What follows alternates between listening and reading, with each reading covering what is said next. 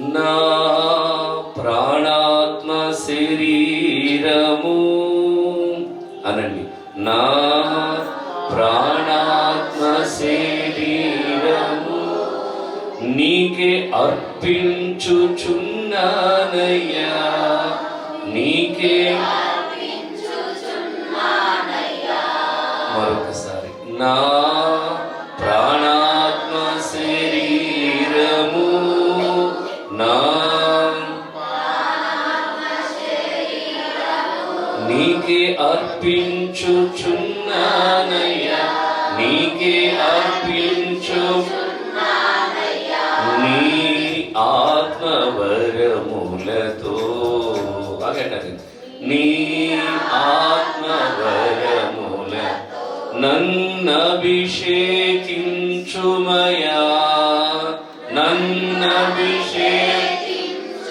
మరొకసారి, నీ ఆత్మవరములతో, నీ ఆత్మ నన్నభిషేకించుమయా, చప్పట్లు కొడుతూ అగ్ని మండించు నాలో, అగ్ని మండించు, అగ్ని ఈ పదం అగ్ని మండించు నాలో, అగ్ని స్వర్గతి పరిశోధాత్ముడా నాలో అగ్ని మండించు, నాలో పరిశోధాత్ముడా. స్వర్గతి అదుగో అగ్ని, అగ్ని, అగ్ని, అదో అగ్ని. హరే బాబా శబం పరిశోధాత్ముడా నాలో అగ్ని మండించు, నాలో పరిశోధాత్ముడా నాలో అగ్ని మండించు, నాలో అగ్ని, అగ్ని, అగ్ని, అగ్ని మండించు, నాలో మండించు, అగ్ని మండించు, నాలో అగ్ని మండించు. గ్లోరీ, అగ్ని మండించు, నాలో అగ్ని మండించు, పరిశోధాత్ముడా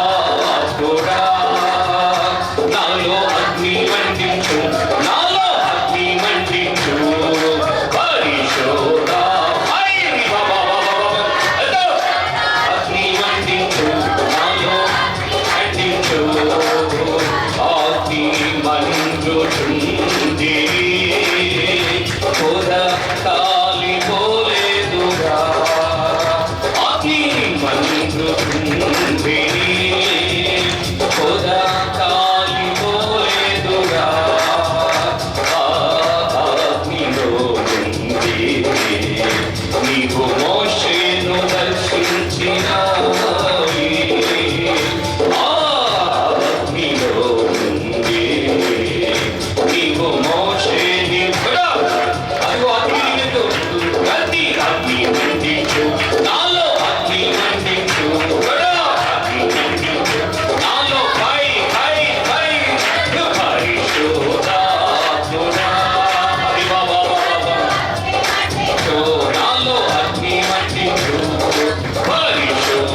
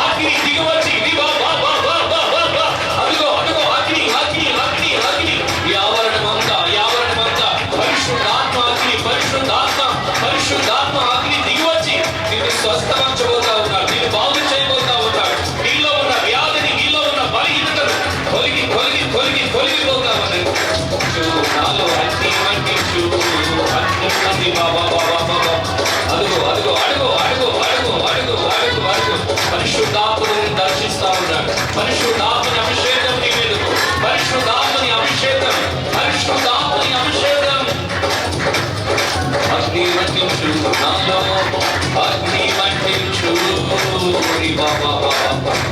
హల్లెలూయా హల్లెలూయా హల్లెలూయా హల్లెలూయా. అలాగే రెండు చేతులు అలాగే హల్లెలూయా హల్లెలూయా హల్లెలూయా హల్లెలూయా హల్లెలూయా. మరొకసారి ఈ చేతులు ఎత్తి పరిశుద్ధాత్ముడా నాలో అగ్ని మండించు నాలో. అలాగే కళ్ళు మూసుకొని నేను ఇలా పాడుతుంటే నాకేదో తెలియని భయం ఇదాసి నాకు నీకే అర్పించుచున్నానయ్యా అనండి. నా ప్రాణాత్మ నీకే అర్పించుచున్నానయ్యా నీ ఆత్మవరములతో నన్ను అలంకరించుమయా నీ ఆత్మవరములతో నన్ను అలంకరించుమయా. అగ్ని మండించు నాలో అగ్ని మండించు అగ్ని మండించు అగ్ని మండించు అగ్ని మండించు నాలో అగ్ని మండించు పరిశుద్ధాత్ముడా నాలో అగ్ని మండించు నాలో అగ్ని అనండి అగ్ని మండించు పరిశుద్ధాత్ముడా నాలో అగ్ని మండించు నాలో అగ్ని మండించు పరిశుద్ధాత్ముడా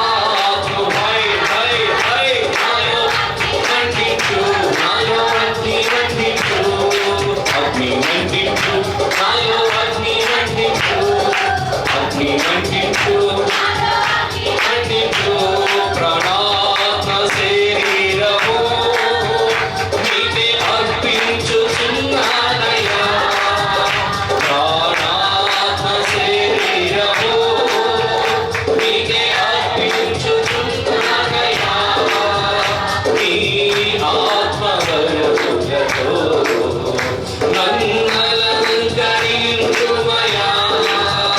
నీ ఆత్మవరములతో నన్ను అభిషేకించుమయా.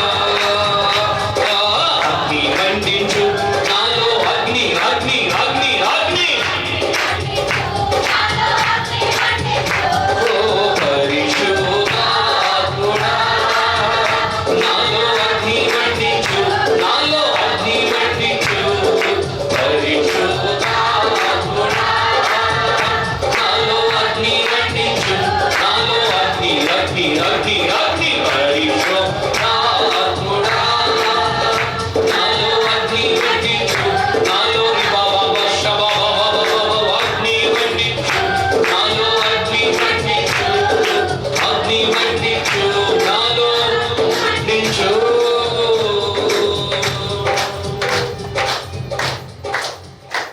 అగ్ని కాల్చివేసేనే సిద్ధం చేసిన అర్పణను అగ్ని కాల్చివేసేనే సిద్ధం చేసిన అర్పణను ఆ అగ్నిలో నుండే నీవు గిద్యోని ధైర్యపరచితివే ఆ అగ్నిలో నుండే నీవు గిద్యోని ధైర్యపరచితివే. అగ్ని మండించు అగ్ని మండించు నాలో పరిశుద్ధాత్ముడా నాలో నాలో నాలో నాలో. పరిశుద్ధాత్ముడా ఈ ఉపవాస కూటాల్లో అగ్నితో నింపబడాలి. వాక్యం మీది ప్రజలు మీ వారు వీళ్ళకి ఏ మాటలు అవసరమో మీకు తెలుసు తండ్రి. ఆ మాటలు విని గ్రహించి అనుసరించి ఆత్మ బిడ్డలందరికీ దయచేయండి. అనంతరం ఒక్కొక్కరి కోసం ప్రార్థిస్తుండగా అగ్నితో నింపబడి ప్రాణాత్మ శరీరము మీకు సమర్పించుకుని నీ బిడ్డలుగా మారే కృప ప్రతి ఒక్క బిడ్డకి దయచేయమని సన్నిధి ఉంచమని యేసు నామమున అడుగుచున్నాము తండ్రి. మళ్ళీ మీరు కూర్చోండి, తర్వాత అందరి కోసం ప్రార్థన చేస్తాం. వాక్యం చెప్పుకున్నాం కొద్దిసేపు. ప్రైజ్ ది లార్డ్, హల్లెలూయా.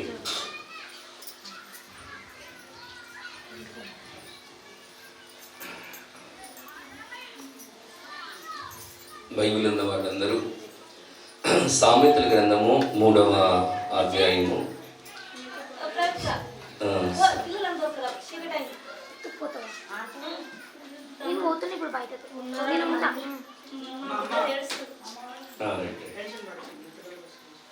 సామెతల గ్రంథం 3వ అధ్యాయము 1-2 వచనాలు చదువుతున్నాం. బైబిల్ ఉన్నవాళ్ళు సామెతల గ్రంథం 3వ అధ్యాయము 1-2 వచనాలు.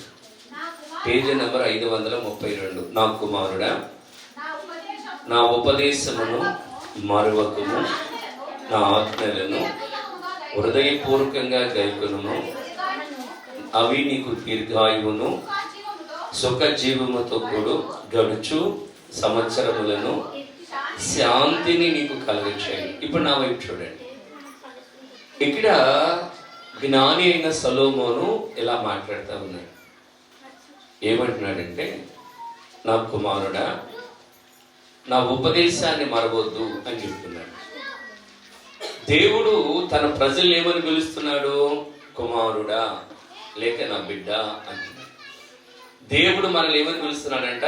నా బిడ్డ, నా కుమారుడా అని పిలుస్తున్నాడు. వినాలి, ఏమని పిలుస్తున్నాడంట? మనం ఎలాగో దేవునికి కుమారులమయ్యాము. ఎందరూ ఆయనను సొంత రక్షకుడిగా అంగీకరించారో వారందరి దేవునికి పిల్లలై ఉన్నారు అన్నాడు. ఇప్పుడు మనం ఎవరమై ఉన్నాము? యేసు ప్రభు వారికి పిల్లలం. మనమందరం యేసయ్యకి ఎవరమంటండి? పిల్లలం. చెప్పండి, ఎవరమంటే మనం యేసయ్యకి పిల్లలు. ఇప్పుడు పిల్లలకి తండ్రి ఏమని చెబుతున్నాడు? నా మాట వినండి. ఏమన్నాడంటే, నా ఉపదేశాన్ని గైకొనండి. అంటే అర్థం ఏంటి చెప్పండి? ఉపదేశాన్ని గైకొనటం అంటే ఏంటి? నా వైపు చూడండి చెప్తాను. ఇప్పుడు మనకు వీధి బయట ఒక కుక్క ఉందనుకోండి, కరిసే కుక్క. మనం ఏం చూద్దాం పిల్లలకి? రే బాబు, బయటకు వెళ్ళొద్దు, కుక్క కరుస్తుంది, అది పిచ్చి కుక్క అని చెబుతాం. మాటలు అర్థమవుతాయిగా? రైట్. పిచ్చి కుక్క ఉంది, అది కరుస్తుంది, వెళ్ళమాక అంటాం. ఆ చెప్పేదాన్ని ఏమంటారంటే ఉపదేశము అంటాం. బిడ్డకు మనం ఏం చెబుతున్నాం? ఇప్పుడు ఉపదేశిస్తున్నాం. ఏమని ఉపదేశం ఏంటి? అక్కడ కుక్క ఉంది, అక్కడికి వెళ్తే అది నిన్ను పట్టుకుని కరుస్తుంది అన్నది ఉపదేశం. ఇప్పుడు ఇన్న పిల్లవాడు లేక పిల్ల ఏం చేయాలి? ఆ ఉపదేశాన్ని వాడు వినాలి. నేను ఎగితే ఏమవుతుందంట అంటే, వెళితే ఏమవుతుంది? కుక్క పట్టుకుని పెక్క. ఇప్పుడు యేసయ్య కూడా ఏమంటున్నాడు? నా ఉపదేశాన్ని మరవమాకండి. దేవుని స్తోత్రం. చెప్పండి, నా ఉపదేశాన్ని ఏం చెబుతున్నాడు? మరి ఆయన ఏమైనా ఉపదేశం చేశాడు? ఆయన ఏం చేశాడంటే, ఉగ్రత రాబోతుంది, అంతటా అందరూ మారు మనసు పొందని చెప్పాడు. ఆమేన్ చెప్పండి గట్టిగా. ఏం రాబోతుంది అంటే, ఉగ్రత రాబోతుంది, భయంకరమైన దుర్దినాలు రాబోతున్నాయి, అంతకాలం రాబోతుంది, అంతటా అందరూ మారు మనసు పొందండి. మరి మనం మారు మనసు పొందామా? మనం చాలా కాలంగా చర్చిలకు వెళ్తాం, ప్రార్థనలకు వెళ్తాం, ప్రభు యేసుక్రీస్తు గొప్ప దేవుడు అని మనకు తెలుసు. మనము ఆ మారు మనసు పొందామా అంటే, మనం ఆ ఉపదేశాన్ని మర్చిపోతున్నాం. అంత్య దినాల్లో అపాయమైన కాలాలు వస్తాయి అని చెప్పాడు. ఏ కాలాలు అంటే, అంత్య దినాలలో అపాయమైన కాలాలు వస్తాయి. అపాయం ఎప్పుడు ఏం జరుగుతుందో మనకి తెలియదు, క్షణంలో జరిగిపోతాయి. ఆ పిల్లల గురించి కూడా సురేష్ గారు చెప్పారు. బస్సులో వెళ్తా కింద పడిపోయి యాక్సిడెంట్ అయిందని. వాళ్ళు చాలా ప్రార్థనలు చేశారు, మేము కూడా చేశాం. వాళ్ళు అనుకున్నారా బస్సులోంచి కింద పడతారని? అనుకుంటే వెళ్ళేవాళ్ళ కాదు. కానీ ఈ మాట ఎప్పుడు చెప్పాడు యేసయ్య? ఎప్పుడో చెప్పాడు. ఏమని? అంత అపాయమైన మీరు చాలా జాగ్రత్తగా ఉండండి. ఒకవేళ నేనంటాను, వాళ్ళ తల్లి తండ్రి కానీ ఆ బిడ్డలు బయలుదేరక ముందే ప్రార్థన చేసి, అయ్యా మా బిడ్డలకు ఏ కీడు రాకుండా తప్పించు, మా బిడ్డలకు క్షమిమ్మని ఒకవేళ విజ్ఞాపన చేస్తూ ఉంటే, ఒకవేళ ఆ కీడు లేకుండా తప్పించువాడేమో. ఎందుకని? బైబిల్ అంటుంది,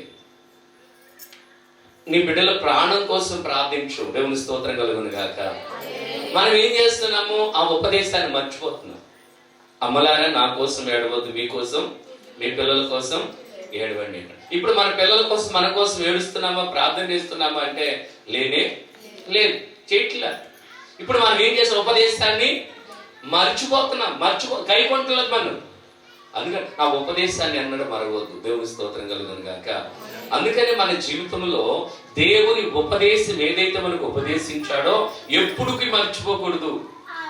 నేనంటాను, మర్చిపోయేది ఏదన్నా ఉందండి అదే. మనుషులు మర్చిపోయేది ఏదన్నా ఉందంటే ఏం మర్చిపోతారంటే దేవుని మాటలే మర్చిపోతారు. లోకంలో ఎవరన్నా మన వాళ్ళు కానీ ఎవరన్నా ఏదైనా ఒక మాట అన్నారనుకోండి, మర్చిపోతారా మీరు? వాళ్ళ వైపు చూడగానే, పోయినసారి మాట అన్నావు కదా నువ్వు. వాళ్ళు ఎన్ని సంవత్సరాలకి మన ఎదుటిపడినా కూడా వాళ్ళు మనల్ని అన్న మాటలు గుర్తొస్తాయి, అవునా కదా? వాళ్ళు చేసిన పనులు గుర్తొస్తాయి, వాళ్ళు చూసిన మంచి చెడు రెండు గుర్తొస్తాయి. చాలా మంచిదే. కానీ నేనంటాను, మరి యేసయ్య దగ్గరికి వచ్చినప్పుడు ఆయన మాటలు మనకు గుర్తొస్తున్నాయా? ఆ మాటలు బట్టి మనం చేస్తున్నామా? ఆ ఉపదేశం మనకు గుర్తొస్తుందా? అందుకే నేనంటాను, దైవ బిడ్డలైన మనము ఆయన ఉపదేశాన్ని ఎన్నడూ మరవకూడదు. ఆమేన్ చెప్పండి గట్టిగా, చెప్పండి హల్లెలూయా. మన పితరులైనటువంటి వారు అనేక మంది, అబ్రహాము, ఇస్సాకు, యాకోబు, దావీదు, అందరూ కూడాను దేవుని ఉపదేశాన్ని గుర్తుపెట్టుకున్నారండి. ఒకసారి దావీదు గొర్రెలు తప్పుకుని ఆ గాఢాంధకారపు లోయలోకి వెళ్ళిపోతే ఆ ఎత్తుక్కుంటూ అక్కడికి వెళ్ళాడు. ఆ దావీదు అక్కడికి వెళ్ళాడు. ఒక స్వరం వినపడుతుంది, దావీదు నువ్వు గాఢాంధకారపు లోయలోకి వెళ్ళావు కదా, నిన్ను ఎవరు కాపాడుతారు అంటే ఆయన అంటాడు, ఆయన దుడ్డుకర్ర దండము నన్ను ఆదరిస్తాయి. అంటే ఇప్పుడు దావీదు ఏం గుర్తు తెచ్చుకుంటున్నాడు? దేవుని ఉపదేశాన్ని జ్ఞాపకం తెచ్చుకున్నాడు. ఇంకొక సందర్భం అదే దావీదు గురించి, గొలియాత్ అనేవాడు ఎదురుగా నిలబడ్డాడు. ఆ గొలియాత్ అనేవాడు అంటున్నాడు, మిమ్మల్ని అందరినీ కూడా చంపేస్తాను ఎవడన్నా నా మీదకి వచ్చారంటే అంటాడు. వాడు చాలా బలం గలవాడు. ఆ ఉపదేశము దావీదులో ఉంది. ఇశ్రాయేలు ప్రజలందరూ కూడా వాడిని చూసి భయపడిపోతా ఉన్నారు. వాడిని చూసి భయపడి పారిపోతా ఉంటే దావీదు అంటాడు, ఇదిగో వాడిని నేను చంపేస్తాను. ఒరే బాబు, నువ్వేం పిల్లవాడివి, వాడిని ఎలా చంపుతావంటే ఆ పిల్లవాడు అంటాడు, వాడు సున్నతి లేనివాడు. చెప్పండి హల్లెలూయా. వాడు ఎవడంటే వాడు సున్నతి లేనివాడు, నేనేమో సున్నతి పొందుకున్నవాడు. అంటే వాడికి ఏమో బాప్తిస్తం లేదు, నేనేమో బాప్తిస్తాన్ని పొందుకున్నాను. అంటే ఇప్పుడు అతని మీదకి యుద్ధానికి వెళ్ళడానికి దావీదులో ఏం గుర్తుంది?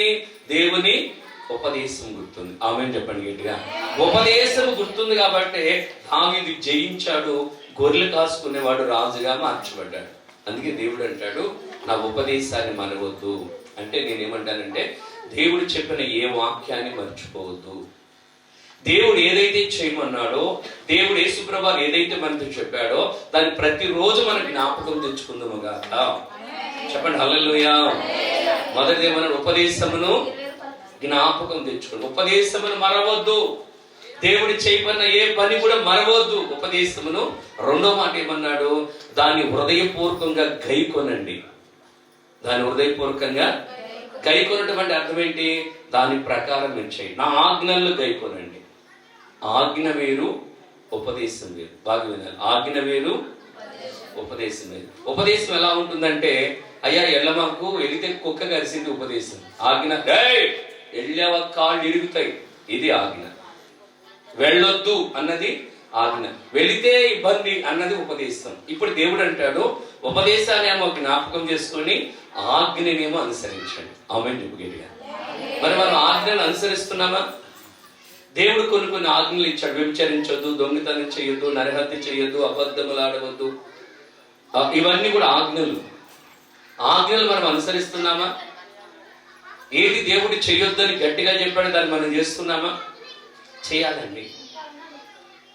ఒకసారి కాను వచ్చి, బ్రదర్ నేను చర్చికి వెళ్తాను, బాప్తిసం పొందుకున్నాను, ప్రభు నమ్ముకున్నాను, నాకు ఎందుకో కలిసి రావట్లేదు బ్రదర్, నాకు చాలా ఇబ్బందిగా ఉంది బ్రదర్ అని వచ్చింది. నేను అన్నాను, అన్ని బాగా ఉన్నాయి కదా, మరి ఎందుకు నీకు ఆర్థికంగా అప్పులైపోతున్నావు, నీ చేలు ఎందుకు పంటలేదు అంటే, ఆమె ఏమో నాకు తెలియట్లేదు బ్రదర్ అంటే. నేను ఒక మాట అన్నాను, ఏమనుకోగా అంటే ఏమనుకోనండి. మరి నువ్వు దశమ భాగం చేలు పంటల్లో దేవుడికి ఇస్తున్నావా అని అడిగాను.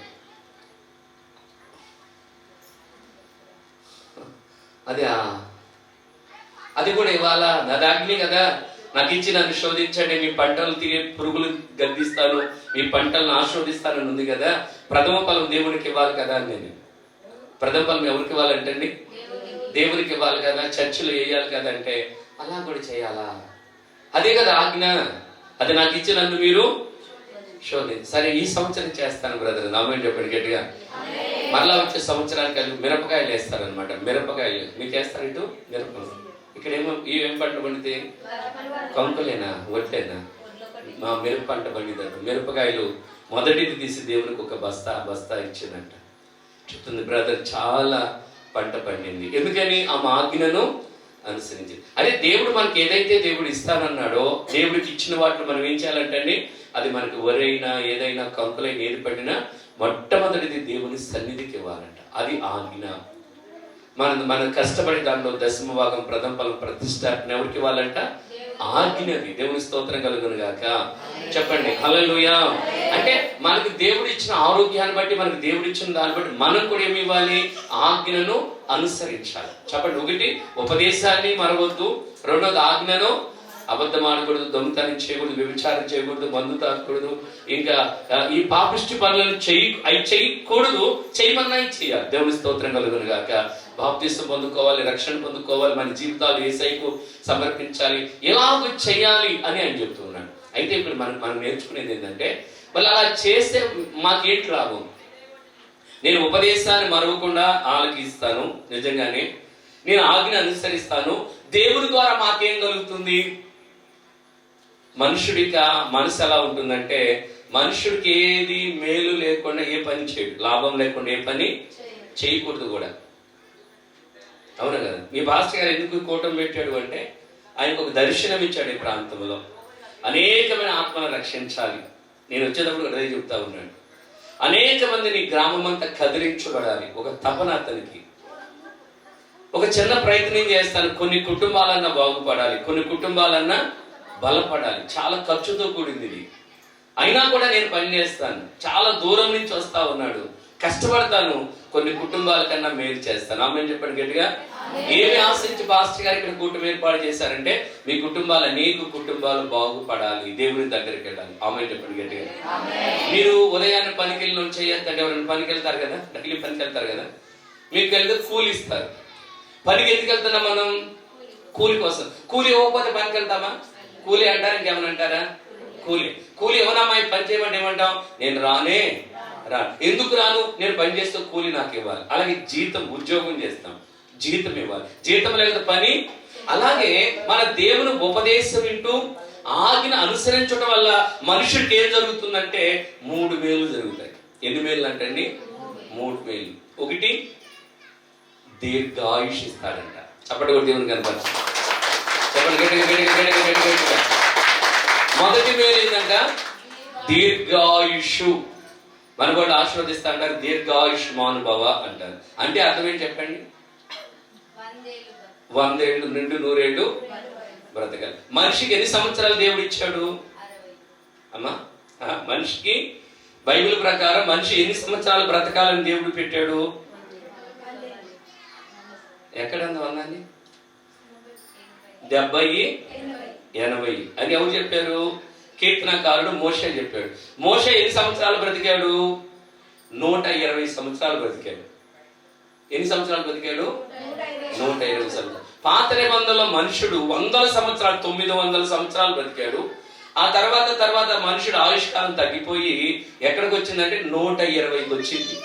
దేవుడు అన్నాడు, మీరు తర్వాత చదువుకోండి, చూపిస్తాను చూడండి, తర్వాత ఇప్పుడే చూడండి. ఆదికాండము 6వ అధ్యాయం చూడండి. ఆదికాండము 6వ అధ్యాయంలో 3వ వచనం ఆఖరి మాట చదవండి. పేజీ నెంబర్ 4 పాత నిబంధనలో 6వ అధ్యాయము 3లో చివరి మాట. అయినను వారి దినములు 120 ఏళ్లగును అనెను. ఉందా? 4వ నెంబర్ అండి, పేజీ నెంబర్ 4, 6వ అధ్యాయం ఉంది కదా, 3వ వచనం ఉండేది కదా, 1, 2, 3 కింద మాట చదవండి. 3వ వచనం చదవండి. అప్పుడు యెహోవా ఆత్మ నరులతో ఎల్లప్పుడూ వాదించదు. తర్వాత ఏముంది? వారు తమ అక్రమ విషయములలో నరమాత్రులై ఉన్నారు. అయినను వారి దినములు 100 చెప్పండి ఎన్ని సంవత్సరాలంట? 120 సంవత్సరాలు బ్రతకాలని దేవుడు కోరుకుంటున్నాడు. నమ్మితే స్తోత్రం చెప్పండి. 120 బ్రతకాలన్న వాళ్ళు స్తోత్రం చెప్పండి. చప్పట్లు కొడుతూ దేవుని కనపరచండి. దేవుడు మీ ఆయుష్ ఇచ్చును గాక. గట్టిగా హల్లెలూయా. దేవుడు ఇచ్చిన ఆయుష్ కాలం ఎంత? 120. ఎందుకు 120 ఇచ్చాడంటే మన పిల్లల పిల్లలను చూడాలి. 4 తరాల వరకు చూడాలి. మన పిల్లలను చూడాలి, వారికి పుట్టిన పిల్లల్ని వారి పిల్లలు కూడా చూడాలి. అది దేవుని ప్రణాళిక. అది మన పిల్లలకు మనం ఉపయోగపడాలి, మన పిల్లలు వారి పిల్లలకు ఉపయోగపడే అంతవరకు మనం ఉండాలి. వారి పిల్లలు కూడా చూడాలి, 4 తరాల వరకు మనం చూడాలి. అది దేవుని సిస్టమ్. అది అందరికి ఇస్తున్నాడు దేవుడు. దీర్ఘాయుష్ అందరికి ఇవ్వమని అడుగుతున్నాడు. ఇదే మాట మరొకసారి చూపిస్తాను చూడండి. అదే సామెతల గ్రంథం 4:10 చదవండి. నా కుమారుడా, నీవు ఆలకించి నా మాటలు అంగీకరించిన వెడల నీవు దీర్ఘాయుష్మంతుడు ఇవ్వ అన్నాడు. నా కుమారుడా, నువ్వు ఆలకించి నా మాటలు అంగీకరిస్తే నీకేమిస్తాడంట? 120 సంవత్సరాలు నీకు ఇస్తానన్నాడు. మనుషుడు ఏం చేస్తున్నాడు? దేవుడి మాటలు ఆలకించట్లేదు, అంగీకరించట్లేదు. నా వైపు చూడండి గట్టిగా, మీరు బైబిల్ తర్వాత. మనుషుడు ఏమన్నాడు? దేవుడు అంటున్నాడు, నా కుమారుడా, నువ్వు ఆలకించి నా మాట అంగీకరిస్తే నీకు ఆయుష్ కాలం ఇస్తానంటే, మనుషుడు ఏమంటున్నాడు? ఆలకించను, అంగీకరించను. ఎందుకని అంటే ఆ యేసయ్య మా దేవుడు కాదు, మా కులానికి దేవుడు కాదు, వాడు వేరే కులం దేవుడు ఆయన. చాలా మంది అంటారండి ఆంధ్రాలో, మీకు ఎట్లా అంటారు నాకు తెలియదు. ఆంధ్రాలో కొన్ని కులాల్లో అంటారు మా కులానికి దేవుడు కాదు ఆయన. మీ కులం వేరు, మా కులానికి ఒక దేవుడు ఉంటాడండి, అందరికి ఒకే దేవుడు, ఆయన ప్రభు అయిన. ఆంధ్రాలో అంటారు మా దేవుడు, మీ కులం వేరు, మా కులం. కులాలు ఎలా వచ్చినాయండి? వృత్తుల పేరిట కులము వచ్చింది, దేవుని పేరిట మతము పుట్టింది. కులవలి వేతలు మనసు సహించదు, మతవలి దేవత క్షమించదు. ఆత్మస్వరూపి నీలో దేవుడు ఆత్మత సత్యముతో. ఈ రోజున బ్రాహ్మణులు, ముస్లింలు, నాయుడు, యాదవస్, రెడ్డిస్, కమ్మాస్ అందరు క్వాంట్లు అందరూ నమ్ముకుని పాస్టర్లు కూడా ఉన్నారు కదా. కొన్ని ప్రాంతంలో అంటారు యేసయ్య మాకు దేవుడు కాదు, మేము వినం, మాకు చెప్పమాకండి, ఆయన మాటలు చెప్పమాకండి అంటాడు. నేను అంటాను, నువ్వు వినకపోతే ఎలాగూ నువ్వు రక్షించబడతావు.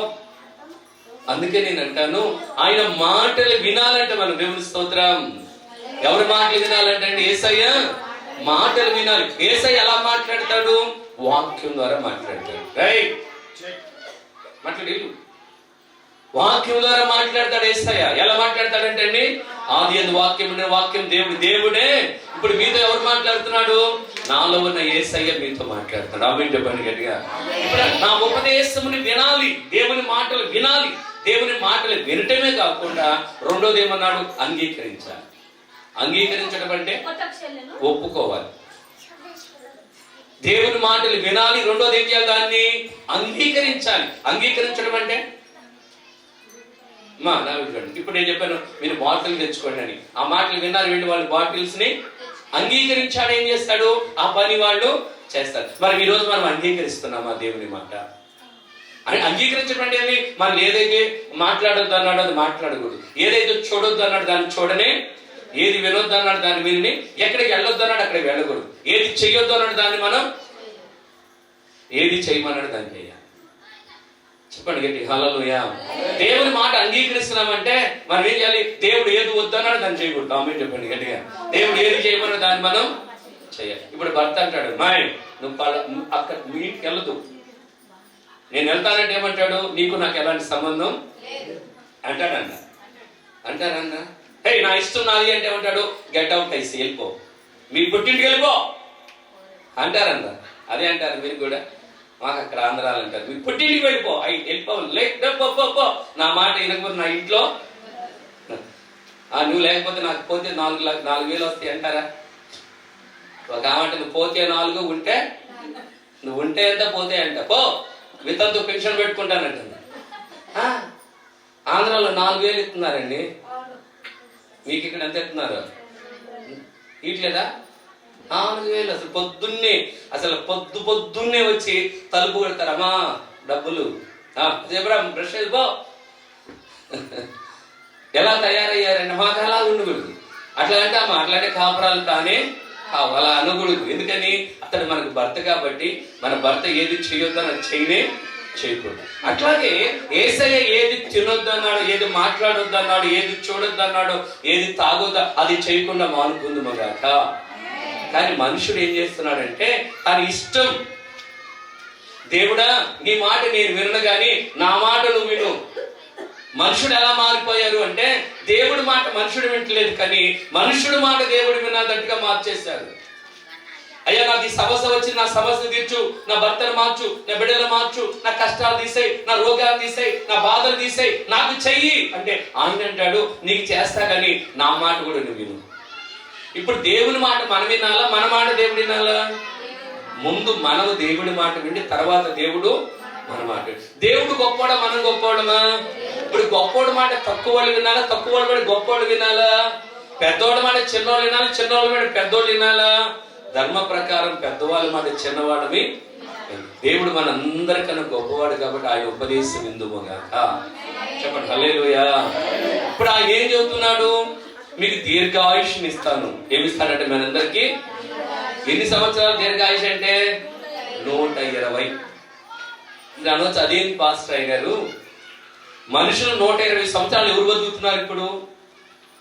పూర్వకాలంలో నా చిన్న వయసులో పండు ముసలోళ్ళు ఉండేవాళ్ళండి. పండు కర్రలు వేసుకుని తలభాగాలు కట్టుకుని ముసలోళ్ళు నేత చీరలు కట్టుకుని అరుగుల మీద కూర్చునేవాడు, తెల్లగా మెరిసిపోయి. ఇప్పుడు అసలు ఎవరు 60-50 సంవత్సరాలు వచ్చేసరికి ముసలోళ్ళు అయిపోతున్నారు. 50 సంవత్సరాలు 40 సంవత్సరాలు 60 సంవత్సరాలకి అన్ని టప చచ్చిపోతున్నారండి.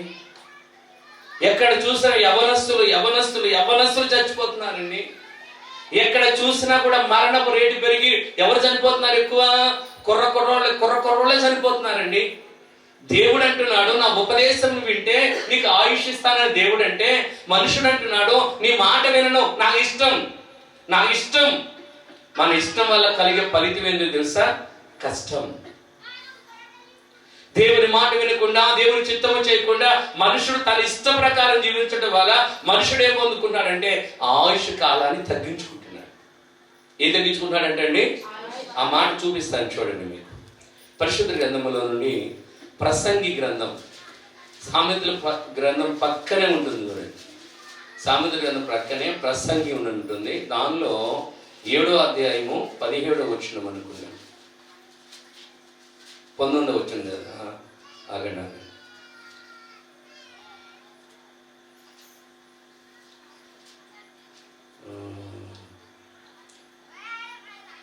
17వ వచనం చదవండి. Page number 559. అధికముగా, బాగా వినండి, అధికముగా దుర్మార్గం పనులు చేయొద్దు, బుద్ధిహీనముగా తిరగొద్దు, నీ కాలానికి ఎలా ముందు చనిపోతావు. వినండి, నీకు కాలం ఉంది. మన కాలం ఎంత? 120 సంవత్సరాలు. నీ కాలానికి ఎందుకు ముందు చనిపోతావు? మనుషుడు కాలానికి ముందు ఎందుకు చనిపోతున్నాడు? 2 చెప్పాడు. 1 అధికమైన దుర్మార్గము, 2వది బుద్ధిహీనత. నా వైపు చూడండి. మనుషుడు కాలానికన్నా ముందు ఎందుకు చనిపోతున్నాడు అంటే 1 దుర్మార్గం. ఏ మార్గం అంటే అండి? దుర్మార్గం అంటే ఈ పదం వాడతారా మీకు తెలంగాణలో? దుర్మార్గుడా అంటారు. దుర్మార్గుడా అంటే ఈ పదానికి ఏమన్నా ఉంది అని చెప్తే మీకు తెలిస్తే చెప్పండి. మాకు తెలిసిన ఒక ప్రాంతంలో దాక్షాపల్లి ప్రాంతం కూడా కాదు, మనకి దాక్షాపల్లి అనే ఊర్లో ఆంధ్రాలో ఒక 70 సంవత్సరాల ముసలాయన రిక్షా దుక్తా ఉంటాడు. 70 సంవత్సరాల ముసలాయన రిక్షా దుక్తా ఉంటాడు. అదే ప్రాంతంలో ఒక చిన్న పిల్ల 6 సంవత్సరాల పాప ఆడుకుంటూ తాతయ్య అంటే ఆ బల్ల రిక్షా ఎక్కించుకుని తిప్పుతా ఉంటాడు. ఆ పాపకి చాక్లెట్ ఇస్తాడు. ఆ ముసలోడు ఒక రోజున ఏం చేశారంటే, మధ్యాహ్నం టైం ఎవరు లేరు, అందరు పనులకి వెళ్ళి కూడా ఆ పాపవాళ్ళు అమ్మవాళ్ళు ఆ ముసలివాడు తీసుకెళ్ళి ఆ పిల్లని 6 సంవత్సరాల పిల్లని బలాత్కారం చేశాడు, పాడు చేశాడు.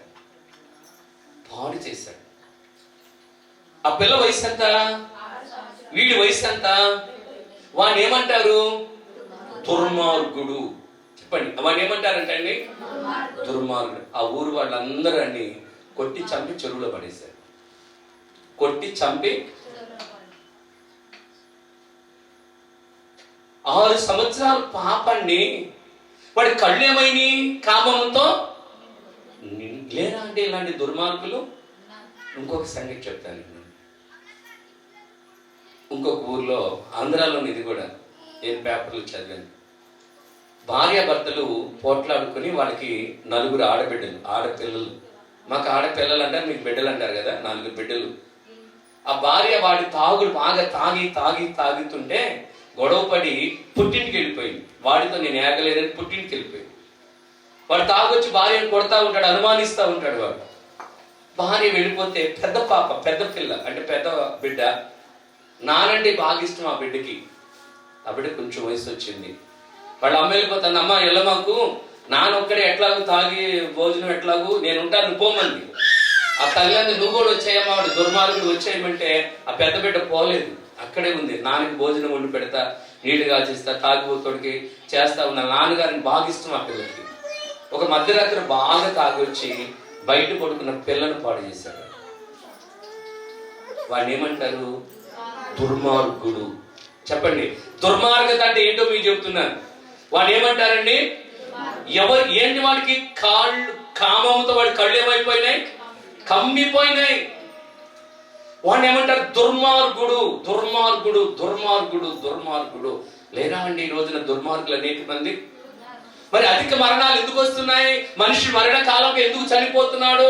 అర్ధాయుష్మంతుడు ఎందుకు అవుతున్నాడు? 120 సంవత్సరాలు బ్రతకవలసిన మనుషుడు ఎందుకు 20 సంవత్సరాలకే, 15 సంవత్సరాలకే, 10 సంవత్సరాలకే ఎందుకు మనుషుడు చనిపోతున్నాడు అంటే మనుషుడు చేసే దుర్మార్గం. ఏ మార్గం అంటే అది దుర్మార్గం. ఉన్నారా ఎవరన్నా ఇలాంటి వాడు? ఇంకొక సంగతి కూడా చెప్తాను నేను.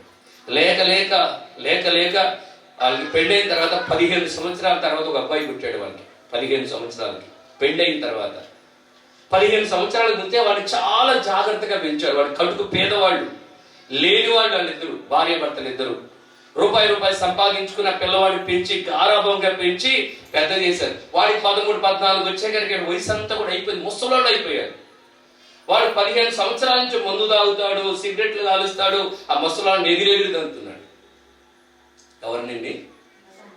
కన్న ముసలోళ్ళు ఉన్నారే, తల్లిని తండ్రిని ఏం చేస్తున్నాడు? కాలు పెట్టి ఎగిరిగిరి దండం, అయ్యా తన్నమాకయ్యా, తన్నమాకంటే వాళ్ళ అమ్మని అట్లా జుట్టు వచ్చుకుని ఈడ్చుకుంటూ వెళ్ళిపోతాడు. ముసలమ్మ అండి. అందుకేనా వాడిని అన్నాడు. ఆ ముసలమ్మలా జుట్టు పట్టుకుని ఆ ముసలమ్మని ఈడ్చుకుంటే వెళ్ళిపోయి రోడ్డు మీద పడేస్తారు. అవుతాయి వాడి జోడికి ఎవరు వెళ్ళరు. ఊళ్ళో వాడు అంతా పనికిమాలోడు, ఎవరు వెళ్ళరు వాడి జోడికి. 15 సంవత్సరాలకే రౌడీ అయిపోయాడు వాడు. 15 సంవత్సరాలకే తాగుడు, గుట్కాలు, కైనీలు, గంజాయి అంతా కూడా అలవాటు అయిపోయినాయి. ముసలాడు ఇద్దరిని ఆ నాన్న కర్రబెట్టి కొడితే కాలు పాపం ఇలా ఇరిగిపోయింది ముసలాయనికి. ఏడు దండం పెడతా ఉన్నాడు. వాడు ఒక రోజున బండి వేసుకుని స్పీడ్గా వెళ్తుంటే ఏమి అడ్డం రాలేదండి. బరికిదలు పేడేస్తాయి కదా, దాంట్లోకి వెళ్ళి స్క్రిడ్ అయ్యి పడి అద్దురాళ్ళు ఉంటాయి కదా రోడ్డు అమ్మటే, మహిళకి తగిలి తలకాయ బయలు చచ్చిపోయాడు. ఊర్లో వాళ్ళు కూడా అయ్యో పాపమని అనలా. ఎందుకని? వాడు దుర్మార్గుడు. ఊర్లో ఎవరు కూడా వాడిని, కానీ ఆ తల్లిదండ్రులు బలి ఏడ్చారు. వాడిని అంతా కొడుతున్నా, వాడిని అంతా తిడుతున్నా, అయ్యో మీ పిల్లడికి ఇలా జరిగిందంటే తల్లిదండ్రులు గుండెలు బాదుకుని అయ్యో అయ్యో అయ్యో దేవుడా దేవుడా అని ఏడ్చారు. మరి ఆ జ్ఞానం వాడికి ఉన్నారా ఎవరని? ఇలాంటి దుర్మార్గులు. దుర్మార్గత అంటే ఏంటి అంటే ఇదే దుర్మార్గత. యేసు ప్రభువు అన్నాడు, మీరు దుర్మార్గులై ఉండకూడదు. ప్రేమ, జాలి, దయ, కరుణ, శాంతం, ఓర్పు, సమాధానం చూపించండి. మరి యేసు ప్రభువును కూడా మరి లోకంలో వచ్చినప్పుడు ఆయన చేసిన మేలును బట్టి దుర్మార్గులందరూ ఏం చేశారు? సిలువ వేశారు కదండి. యేసు ప్రభు ఏం తప్పు చేశాడు చెప్పండి? ఏదైనా తప్పు చేశాడా? ఎవరికైనా అన్యాయం చేశాడా? యేసుప్రభు ఎవరికి ఏం చెప్పారు? ఎందుకు సిలువ వేశారు ఆయన్ని? ఆయన మంచి పనులు చేస్తున్నాడని. అర్థమవుతున్న నేటి దినాల్లో కూడా చాలా మంది దుర్మార్గులు ఉన్నారండి. ఆ దుర్మార్గుడికి దేవుడి చేతుందంటే వాడు ఆయుష్ కాలాన్ని తీసేస్తాడు. ఏం చేస్తాడట? ఏం చేయడు వాళ్ళని, అసలు ఏమనడు వాళ్ళని. దేవుడు చేస్తే దుఃఖితే వాడు ఆయుష్ కాలం 120 సంవత్సరాలని ఒక 0 తీసేశాడు అనుకోండి, ఎంత అయిపోతుందండి? ఆయుష్కాలం తగ్గిపోతుంది. నేను అంటాను, ఈ దినమున నువ్వు దీర్ఘ ఆయుష్మంతుడివి, దీర్ఘ ఆయుష్మంతురాలు అవ్వాలంటే నీలో ఒకవేళ దుర్మార్గత ఉన్నదేమో దాన్ని తుడిపి వేసుకుందాము. చెప్పండి గట్టి హల్లెలూయా.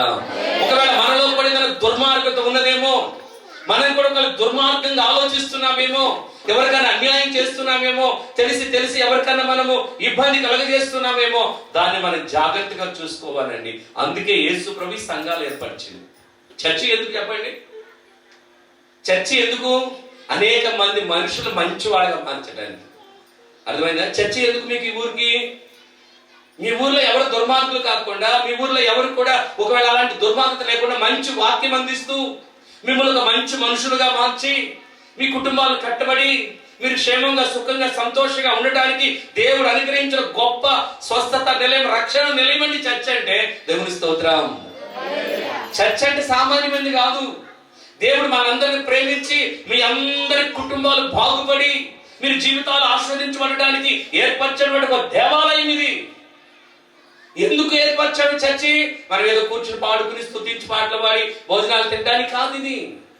దీనిలోకి వచ్చిన వాళ్ళు మనుషుల ఉన్న దుర్మార్గాన్ని విడిపించబడి, మనలో ఉన్న దుర్మార్గం అంతా తొలగించుకుని వాక్యం విన్న వాక్యాన్ని బట్టి అయ్యో నేను కూడా దుర్మార్గతలో ఉన్నానా, ఇక నుండి దుర్మార్గుడిగా ఉండకూడదు, ఉంటే చచ్చిపోతాను ముందుగాని ఆ దుర్మార్గాన్ని విడిపించడానికి ఒక వేద పాఠశాలండి చర్చ్ అంటే. అమ్మాయి చెప్పండి గట్టిగా. హల్లెలూయా. నువ్వు చర్చికి వస్తున్నావంటే, నువ్వు ప్రభు దగ్గరికి వస్తున్నావంటే నువ్వు ప్రతిరోజు చూడాలి, నాకు ఎక్కడన్నా దుర్మార్గత, నేను ఎవరికన్నా దుర్మార్గంగా ప్రవర్తిస్తున్నానా, అన్యాయంగా ప్రవర్తిస్తున్నానా, చేయకూడని పని చేస్తున్నానా, అమ్మయ్యో నేను చచ్చిపోతాను. అర్థమైందా? కొంతమంది అంటారు, ఎవడరా నన్ను చేసేది, ఇట్లా మీసాలు మేలేస్తారు. ఎవరు ఏం చేయకపోవచ్చు, దేవుడు మాత్రం ఆయుష్ కాలాన్ని తీసేస్తాడంట. ఇది సత్యం. ఒకటి అంటున్నాడు, నువ్వు దీర్ఘాయుష్మంతుడు కావాలంటే నీలో దుర్మార్గత ఉండకూడదు. రెండోది ఏమన్నాడు? బుద్ధిహీనంగా ప్రవర్తించొద్దు. రెండో మాట ఏంటండి? బుద్ధిహీనత అంటే దుర్మార్గం అంటే చెప్పాను. బుద్ధిహీనత అంటే బుద్ధిహీనత హీనత అంటే లేకపోవుట చెప్తాను. మీరేమనుకోనని చెప్తాను, చెప్పండి. ఇప్పుడు సిగరెట్ కాలుస్తారు కదా, సిగరెట్ పెట్టి మీద ఏముంటుంది? పొగ తాగుట ఆరోగ్యానికి హానికరం, లివర్ పాడై క్యాన్సర్ వస్తుందని ఉండిద్ది దానిలో. కైనీ పాకెట్ తింటారు కదా మామూలు, దాని మీద ఏముంటుంది? కైనీ తింటే క్యాన్సర్ వస్తుందని ఇక్కడ పుళ్ళు పడినట్టుగా దాని ప్యాకెట్ మీద ఉండిద్ది. అయినా కూడా మన వాళ్ళు ఏం చేస్తారు?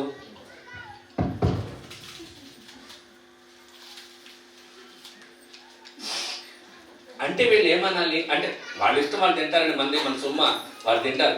కానీ మనవాళ్ళు తింటుంటే, మన ఇంట్లో తింటుంటే మనకి బాధ కదా.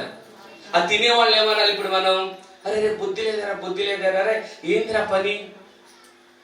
అరే తాగే ముందు బాటిల్ మీద కూడా ఉంటుంది, మీరు చూసారా లేదో? బాటిల్ మీద ఏముంటుంది? మద్య సేవించడం ఆరోగ్యానికి, లివర్ డ్యామేజ్ అవుతుంది, రెండోది పొరుగు పోతుంది. సమాజం ఏం పోయిందంటండి, పౌడర్ తాగుబోతాడు అంటే. మా ఊర్లో మొన్న ఒక అమ్మాయి 4 క్వార్టర్లు తాగింది. 4 క్వార్టర్లు ఆడ మనిషి. మాయ్ అది లైవ్ కూడా చూస్తారు, రేపు చూస్తారు. అదిగా చూస్తున్నా, వట్టిదిగా నిజమే. ఎట్లా తాగిందని అడగలేదు మీరు? అట్లా తాగి చెప్తాను నేనండి. అమ్మాయికి ఒంటి మీద దెయ్యం వచ్చింది. దెయ్యం వచ్చి అంది. వాళ్ళు అన్నారు, ఏందమ్మా ఏం కావాలమ్మా అంటే, నాకు మందు పోయిరా పోతానంది. పోయండా మందు. అలా ఆయన గబ్బకిని తీసుకెళ్ళి, మాకు అక్కడ ఒక ఆచారం ఉంది మా కాలనీలో వారికి, తీసుకెళ్ళి అక్కడ పెద్ద కోణు కోసి కోడి అన్నం ఇంత రాసి పోసి దాని మీద మాంసం వేసి కోటర్ ఇచ్చాడు. ఆ అన్నం అంతా తినేసింది. ఇంత అన్నం తినేసింది. కోటర్ తాగింది. ఇంకో కోటర్ వేయాలండి, ఇంకో కోటర్ ఇచ్చాడు. ఇంకో క్వార్టర్ వేయరందంట. ఇంకో క్వార్టర్ ఇచ్చాడు, ఇంకో క్వార్టర్. ఊరిని ఎట్ట పట్టుకోవటం 4 క్వార్టర్లు లాగింది. ఇంత అన్నం తింది. అన్నం తిని అంటుందంట, రేపు పోతాలు పండి మీరు అంది. ఇంత అన్నం తిని 4 క్వార్టర్లు లాగా ఏముంది రేపు ఇంత బక్కగా ఉండిద్ది అమ్మాయి. ఏకనంటే అప్పుడు వచ్చాను, అన్నయ్య పాస్ అన్నయ్య పాస్ అని అన్నయ్య ఏంద్రా అన్న. అప్పుడు రాత్రి దగ్గర 8 ఇదే టైం అవుతా ఉంది. అన్నయ్య ప్రార్థన చేయండి. నేను అన్నాను, అరే నేను చేయనురా, అక్కడికి నేనే రాలేదు, మీరు నేను రాను రా పోండి రా అన్నయ్య దేవుని నిన్ను చూస్తున్న పోయింది అన్నయ్య దండ పెడతారా. ఇంకొక 4 తాగింది, ఇంకోటి పోయింది అన్న. నేను ఇంకోటి పోయిండ్రా, పోయింది పోనే పదండి. తెల్లారా అమ్మాయి కడుపులో మంట. పిల్ల తల్లి అమ్మాయికి, ఆ పిల్లవాడికి 8 9 నెలలు.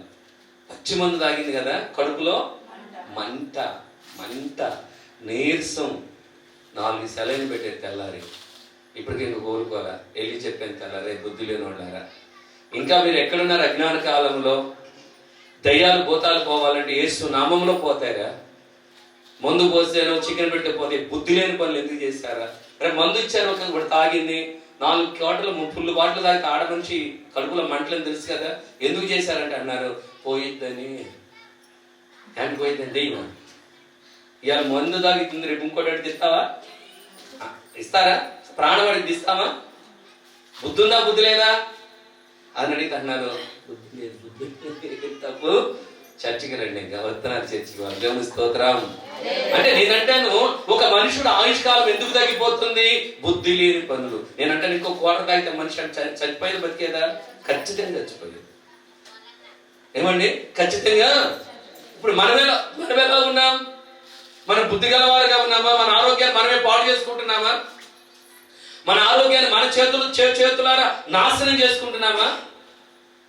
ఒక ఆయన అంటాడు, ఇవాళ సత్తే రేపు 3 రోజులు. నేను అన్నాను, ఒరే నువ్వు సత్తే సచ్చావు, నీ భార్య ఉంది, నీ పిల్లలు ఉన్నారు, వాడేమవ్వాలి? నువ్వు తాగి చచ్చిపో. అవునండి. నా సొమ్ము నాకు ఇష్టం. నీ సొమ్ము నీకు ఇష్టమే, నీ సొమ్ము నేను కాదంటే. నువ్వు కష్టపడుతున్నావు, నిన్ను కట్టుకున్న భార్య ఉంది, కన్న పిల్లలు ఉన్నారు, నిన్ను కన్న తల్లిదండ్రులు, వాళ్ళేమవ్వాలి వీడు చేస్తే? ఎప్పుడైనా ఆలోచిస్తున్నావా? ఏమండి, నేను తప్పుగా చెబుతుంది చెప్పండి. ఇప్పుడు నీ ఇష్టం అండి, నువ్వు తాగుతావు, ఇంకా చేసుకుంటావు, ఇంక చేసుకుంటావు. వాళ్ళు ఆ యవన కాలం భార్య ఏమవ్వాలి? ఆ పిల్లలు ఏమవ్వాలి? నీ ముసలోళ్ళు ఉన్నారు, వాళ్ళు ఏమవ్వాలి? ఎప్పుడైనా ఆలోచిస్తున్నావా? ఇప్పుడు చేసేసి ఆరోగ్యం పాడైపోతే. ఇంకొక సంగతి చెప్తాను మీరు, బుద్ధి లేని పనులు అంటే. హైదరాబాద్ లో సాఫ్ట్వేర్ జాబ్ చేస్తాడు, 1,20,000 ఆయన జీతం. ఎంతండి? 1,20,000. బెట్టింగ్లు, క్రికెట్ జరుగుతుంది కదా ఇప్పుడు, బెట్టింగ్లు పెట్టి ₹1,00,00,000 1,50,00,000 అప్పు చేశాడు బెట్టింగ్ లో. వాళ్ళ నాన్న పొలం అమ్మి ఆ డబ్బులన్నీ కట్టాడు పోయినసారి IPL కి. పోయినసారి వాడు మళ్ళా అప్పు చేసి చిన్న చిన్న పిల్లలు, ఇప్పుడు మన పిల్లడు ఆడపిల్ల, మళ్ళా అప్పు చేసి అత్తగారింటికి వచ్చి భార్యను వదిలిపెట్టి, మాకు దగ్గర రైట్ ట్రాక్ ఉంటుంది మా ఊరు, మాకు పక్కనే, ఆ రైట్ ట్రాక్ కింద పట్టి చచ్చిపోయాడు. మొదటి అప్పు చేసి పొలమంతా అమ్మేశాడు తండ్రి. ఎవరి కోసం? కొడుకు కోసం. మరి బుద్ధి రావాలి వాడికి. మళ్ళా 2వసారి కూడా అదే తప్పు చేశాడు. చేసి ఇప్పుడు ఏమయ్యాడు వాడు? వాడు నాన్న అంటాడయ్యా, ఇల్లన్నీ అమ్మేసేవాడిని అయ్యా, నా కొడుకు బుద్ధి లేని పని చేశాడయ్యా. అయ్యా నా తండ్రి తల్లి నెత్తే నోరు కొట్టుకుంటా, భార్య పిల్లలు పెట్టుకుని ఇలా ఒళ్ళో పెట్టుకుని ఏడుస్తుంటే, ఏడిచినోడు కానీ ఏడవలోడు పాపాత్మలండి. బుద్ధి లేని పనులు. ఏ పనులు అంటవి? బుద్ధి లేని పనులు. ఈ బుద్ధి లేని పనుల వల్ల మనుషుడు ఏం పొందుకుంటున్నాడు? ఆయుష్కాలాన్ని తగ్గించుకుంటున్నాడు. నేనంటాను, ఆ బుద్ధి లేని పనులు చేయకుండా నీకు వచ్చే 1,20,000 ఎంత హాయిగా బ్రతకొచ్చండి. నీకు వచ్చే జీతంతో, నీకు వచ్చే సంపాదనతో నీవు నీ కుటుంబం హాయిగా బ్రతకలేమా? అలా బ్రతికించడానికేనండి చర్చలు పెట్టే దేవుడు మనకి. దేవుని స్తోత్రం. చెప్పండి హల్లెలూయా. ఇలాంటి మంచి మాటలు చెబుతుంటాడు, మాకు చెప్పమాకండి. చెప్పకపోతే ఏ జరుగుతున్నాయి? చాలా మంది అంటారు మతాన్ని ప్రకటిస్తున్నాను. మతం కాదండి, ఇది మార్గం. మతాన్ని ప్రకటిస్తున్నారు, మత ప్రచారం చేసి అందరిని మార్చేస్తున్నారు అన్నారు చాలా మంది. మతాన్ని ప్రకటించేది మార్గాన్న? ఇప్పుడు నేనైనా మతాన్ని చెప్పాను, మీకు మార్గం చెబుతున్నానా? మాకు ఒక మనుషుడా, మంచి మనుషుడిగా మారు. ఒక దుర్మార్గం విడిచిపెట్టు. ఆ దుర్మార్గత వలన నీ ఆయుష్ కోల్పోవటమే కాకుండా నీ మీద ఆధారపడి అనేక మంది అనాథలైపోతున్నారు. నువ్వు చనిపోవడమే కాకుండా నీ కుటుంబం దిక్కులేదైపోతుంది. ఇప్పటికైనా మంచి మనుషులుగా మారుదుము గాక. అందుకే యేసయ్య అంటాడు, నా కుమారుల ఉపదేశాన్ని మరవతో తప్పు చేయడానికి ప్రయత్నించొద్దు. ఇంకొక సంఘటన కూడా చెప్తాను. ఊరి పేరు చెప్పండి, లైవ్ వెళ్తుంది కాబట్టి. భార్య భర్తలు ఇద్దరు చాలా అన్యోన్యంగా ఉండేవాళ్ళు అండి. ఇద్దరు మగపిల్లలు, ఒక ఆడపిల్ల. వాళ్ళు ఈ అరటిపళ్ళు ఉంటాయి కదా, అరటిపళ్ళు అమ్ముతాడు ఆయన. బండి సైకిల్ కట్టుకుని. ఆ వ్యాపారం బాగా డెవలప్ అయింది. కొన్ని రోజులు పోయిన తర్వాత ఒక చిన్న బంకు తీసుకుని ఇంటి దగ్గరే అరటిపళ్ళు ఇంకా పళ్ళు తెచ్చి అమ్ముతా ఉన్నాడు. అది కూడా బాగా సక్సెస్ అయింది. ఆ తర్వాత అతనే ఏం చేశాడు, చిన్న హోటల్ పెట్టుకున్నాడు. చిన్న హోటల్, ఉదయకాలం టిఫిన్. అది కూడా సక్సెస్ అయింది. ఒకటి పళ్ళు, రెండవది హోటల్. దాంతో పాటు కూడా చిన్న చిల్లరి కొట్టు, మీకేమంటారు, బంకు అంటే కిరాణా షాప్ పెట్టుకున్నాడు. అది కూడా ఇప్పుడేమైంది, ఒకటి పళ్ళు, హోటలు, ఇవన్నీ మనుషులు పెట్టుకున్నాడు, కూడోలు పెట్టుకున్నాడు. బాగా 3 చేతులతో సంపాదన, బాగా డబ్బు వచ్చింది. పిల్లలు మంచి స్కూల్కి చేర్పించాడు. ఒక మంచి ఇల్లు కట్టుకున్నాడు. ఈ మాయిదారి ఉందా ఇంటికాడ, మాయిదారిది ఎవరు, భార్య. ఆమె కొవ్వు పట్టింది ఒళ్ళంతా. ఇతను టౌన్ కొంచెం దూరం, 10 కిలోమీటర్లు వెళ్ళాలి టౌన్కి సరుకులు తెచ్చుకున్నానికి. డబ్బులు రోజు మామూలుగా షర్ట్లో పెట్టుకుని, పట్టీ పెట్టుకుని వెళ్ళిపోయేవాడంటే ఆ రోజు డబ్బులు పెట్టుకున్న షర్టు ఇంట్లో తగిలించి వేరే షర్ట్ వేసుకుని మర్చిపోయి వెళ్ళిపోయాడు. అతను అటు వెళ్ళిపోగానే ఇతను ఏమేం చేసింది, షాపుకి తాళాన్ని వేసి వేరే అక్రమ సంబంధం పెట్టుకుని, ఏమనుకోమాకండి దయచేసి జరిగింది చెబుతున్నాను. ఈమె షాప్ మూసేసి వీడు వెళ్ళిపోతే 2 గంటల దాకా వాడు భర్త మళ్ళీ వచ్చి పిల్లలు స్కూల్కి వెళ్ళిపోయారు. ఈ తాళాలు వేసేసి వచ్చేసి ఇంట్లో తలుపేసుకుని కూర్చోండి, వేరే అట్లా చేస్తాను. ఈలోపు అతను చాలా దూరం వెళ్ళి చీటీ లేని, డబ్బు లేని, సరుకు ఇవ్వడు కాబట్టి వెనక్కి వచ్చేసి కొట్టు చూస్తే కొట్టు తాళం వేసింది. ఒకటి ఎందుకు వెళ్ళిందని ఇంటికి వెళ్ళి చూస్తే వేరే మగ మనిషి చెప్పులు బయట ఉన్నాయి. అర్థమైంది ఏం జరుగుతుంది. అరటికాయలు కోసే కత్తి ఉండేది కదా, అరటికాయలు కోసా తీసుకొచ్చి బట్టే తలుపు కొట్టు కానీ పరిగెత్తుకొచ్చారు. అది వేయిపోయేక్కడికి వాడు తప్పుకున్నాడు. ఏమికి ఇక్కడ పడింది, ఈ ఎంటికలంతా తెగిపోయి ఆవిడకి 2 సంవత్సరాలు పారిపోయింది. ఇల్లు వదిలిపెట్టి పారిపోయింది. అతడు అక్కడే కుప్పగూలిపోయి, భర్త అక్కడే కుప్పగూలిపోయి, ఇల్లంతా రక్తమైపోయింది. అట్లా కుప్పగూలి చేసి అందరు ఇరుగుపొరు కూడా వచ్చారు.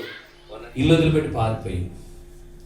అతడు అక్కడే కుప్పగూలిపోయి, భర్త అక్కడే కుప్పగూలిపోయి, ఇల్లంతా రక్తమైపోయింది. అట్లా కుప్పగూలి చేసి అందరు ఇరుగుపొరు కూడా వచ్చారు. నేను వెళ్ళిపోయింది, జుట్టు తెగిపోయి పారిపోయింది. సాయంకాలం పిల్లలు వచ్చారు, 3 పిల్లలు. ఒక్కసారి చూస్తే ఇల్లంతా రక్తం, ఎంటుకలు ఆడబడి ఉన్నాయి. తండ్రి ఏమో ఏడుస్తున్నాడు. ఏం జరుగుతుందో పిల్లలకి, ఇంత ఇంత ఇంత ఇంత ఇంత పిల్లలు, ఇంత ఇంత ఇంత పిల్లలు. ఎవరికి ఒకట్లా. డాడీ మమ్మీ ఏది అంటే ఆయన బోర్ని ఏడుస్తున్నాడు. ఆ పిల్లలేమో ఏడుస్తున్నారు. ఏం జరిగిందో వాళ్ళకి. ఆ పక్క వాళ్ళు అంటున్నారు, ఏం కాదులే రండమ్మా, ఓర్చుకోండి అంటున్నారు. వాళ్ళు ఏమైందో ఆ పిల్లలు గుండె వగలే ఏడుస్తున్నారు. అలాగే ఆ భర్త దిగులేసుకుని పిల్లల చదువులు పోయినాయి, వ్యాపారం పోయింది, మొత్తం కొలాప్స్ అయిపోయింది. కుటుంబం అంతా ఏమైపోయిందండి, చల్లాచి. ఎవరి మూలాన? బుద్ధి లేని దాని మూల. ఏమి లేదంటండి, ఆ పోవటం హైదరాబాద్ లో కుక్కడపల్లి ఏరియాలో చేరి, ఇటు ఇక్కడ చేరి, పటాన్ చెరువు ఏరియాలో చేరి, అక్కడి నుంచి పారిపోయి ఈ ప్రాంతానికి వచ్చి అక్కడ కొన్నాళ్ళ తర్వాత ఎయిడ్స్ రోగం వచ్చింది ఆమెకి. కొన్ని సంవత్సరాల తర్వాత అదే ఆమెను తీసుకొచ్చి ఎయిడ్స్ తర్వాత ఎత్తుకొచ్చి ఆ పుట్టింటి కాడ పడేశారు. ఇంత కాలు ఇంత చేయబడిపోయింది. పుట్టింటోళ్ళ ఇంట్లోకి రానిలా ఆమెని. పుట్టింటోళ్ళ ఇంట్లోకి రానిలా. ఎందుకు రానిలేదు? తప్పు చేసింది, పుట్టింటోళ్ళ పొరుగు పోయిద్దని. ఊర్లో తిరుగుతూ భిక్షం అడుక్కొని బతికింది. నడి రోడ్డు మీద చచ్చిపోయింది. చిన్న వయసు. ఊరంతా కూడా తిరుగుతూ అడుక్కుని తిని బ్రతికింది. అక్కడే చచ్చిపోయింది. ఎయిడ్స్ రోగం వచ్చి భయంకరంగా ఒళ్ళంతా పుండ్లు పడి. ఎందుకు ఆ రోగం ఆమెకి, ఎందుకు ఆ చావు ఆమెకి? చేతులారా దాన్ని ఏమంటారంటే కొవ్వు కాదు, దాన్ని ఏమంటారంటే కర్మ. కర్మతః పాపి. కర్మ అంటే చేసుకున్న పాపం, బుద్ధిహీనత. నేనంటే ఆ బుద్ధిహీనమైన పనులు ఆమెలో లేకపోతే ఆమె సంసారం ఎంత హాయిగా ఉండేది కదండి. బిడ్డలు గొప్పవాళ్ళు అయ్యారు, 3 చేతుల సంపాదన, ఒక మహారాణిలా బ్రతికేది. చప్పటి కొట్టి గట్టిగా, ఒక మహారాణిలా బతికేది, ఒక ఉన్నతమైన స్థితిలో ఉండేది, ఒక మంచి గౌరవం పొందుకునేది. ఆ బుద్ధిహీనత కొంచెం వచ్చేసరికి కుటుంబం ఏమైపోయి చేతులారా తాను నాశనం అవటమే కాకుండా తన బిడ్డల జీవితాలు కూడా చీకటి చేసేసి ఉన్నారు. ఎవరైనా అలాంటి వాళ్ళు ఒకవేళ ఆ బుద్ధిహీనమైన పనులు మానుకుందామగాక. చెప్పండి, మనుషుడు ఎందుకు అర్ధాయుష్యవంతుడైపోతున్నాడు? 1 అధిక దుర్మార్గము, 2వది బుద్ధిహీనత వలన. చెప్పండి హల్లెలూయా. మనుషుడు ఎందుకు ఎక్కువ కాలం బ్రతకకుండా మధ్యలోనే చనిపోతా ఉన్నాడు? 1 దుర్మార్గము, 2వది బుద్ధిహీనత. ఆ దుర్మార్గాన్ని విడిపించి బుద్ధిహీనులు కాకుండా బుద్ధిమంతులుగా చేయటానికే దేవుడి సంఘాన్ని ఏర్పాటు చేశాడు. చెప్పండి హల్లెలూయా. ఈ సంఘం దేని కొరకండి? ఈ జీవం గల దేవుడి సంఘం దేని కొరకు? ఈ ప్రార్థనా మందిరం మీ అందరికి ఎందుకు కొరకు? ఇది పని లేక కాదండి. మన కుటుంబాలు కట్టబడి, మన బిడ్డలు కట్టబడి, మనం అందరం ఒక మంచి మార్గం నడుస్తూ, మన అందరం కూడా దేవుడిచ్చిన ఆయుష్కాలం అంతా జీవిస్తూ మేలు పొందుకోవాలనే ఉద్దేశంతోనే దేవుడు ఈ గ్రామానికి మందిరాన్ని ఇచ్చాడు. ఆమేన్. దీనిలో ఎలాంటి అనుమానించే అవకాశం లేనే లేదు. సాతాను కూడా పని ఏంటంటే ఇక్కడ పని జరగకుండా చేయాలి. ఎందుకని? దేవుని పని లేకపోతే మనుషులందరూ వారి ఇష్టముగా వెళ్ళిపోతారు. ఎవరిష్టం వాళ్ళదైతే మనుషుడు ఏమైపోతాడు? అర్ధాయుష్మంతుడు అయిపోతాడు, నిత్య నరకానికి వెళ్ళిపోతాడు. సాతాను పన్నాంగం అది. కాబట్టి నేను అంటాను, ఆ సాతాను పన్నాంగం విడిపించబడి దేవుని మాటకు లోబడదుముగాక, దేవుడి మాటలు విందుముగాక, మనలో ఉన్న దుర్మార్గతంతా దూరం అయిపోవునుగాక, బుద్ధిహీనమైన పనులు చేయకుండా బుద్ధి గలవారమై ఉందుముగాక. చెప్పండి హల్లెలూయా. అకాల మరణాలు ఎందుకు వస్తాయి చెప్పండి? ఇప్పుడు మనుషుడు 120 సంవత్సరాలు బ్రతకాల్సిన వాడు 20 సంవత్సరాలకి, 25 సంవత్సరాలకి, 30 సంవత్సరాలకి, 50 సంవత్సరాలకి ఎందుకు హఠాత్తుగా చనిపోతా ఉన్నాడు? దుర్మార్గం. 2వది బుద్ధిహీనత. మన ఈ మధ్య మా పిల్లలకి, మా తెలిసిన పిల్లలకి స్పోర్ట్స్ బైక్ ఇచ్చాడు వాళ్ళ నాన్న. 10th క్లాస్ పాస్ అయితే స్పోర్ట్స్ బైక్ డూకా ఏందబ్బాయి? డ్యూక్ బండి. ఆ బండి మీద పిల్లోడు అని లేపుతున్నాడు. రే రే రే రే నీ వయసు ఎంత? కాడు కూడా సరిగా అందట్లా. వరయ్యా అంటే ఆడన్నాడు, అన్నా కొందని బుమ్ అన్నాడు. ఏంటంటే అన్నా కొందని బుమ్ అలా అన్నాడు. పిల్లాడు మామూలుగా కాడు. మా పిల్లాడు అంటే ఏమనుకున్నా వాని వాళ్ళు అట్టగంటారన్నాడు. అట్టబోయి ఏం స్పీడ్గా లారీ కొడతాం ఈ కాలు చెయ్యి 3 ముక్కలు అయిపోయింది. ఇక్కడి నుంచి ఇక్కడికి 3 ముక్కలు అయింది, ఇక్కడి నుంచి ఇక్కడికి 3 ముక్కలు అయిపోయింది. ఇంక పెట్టి నడుతున్నాడు.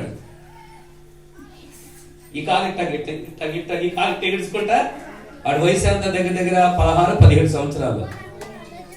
ఎంత వాడి వయసు?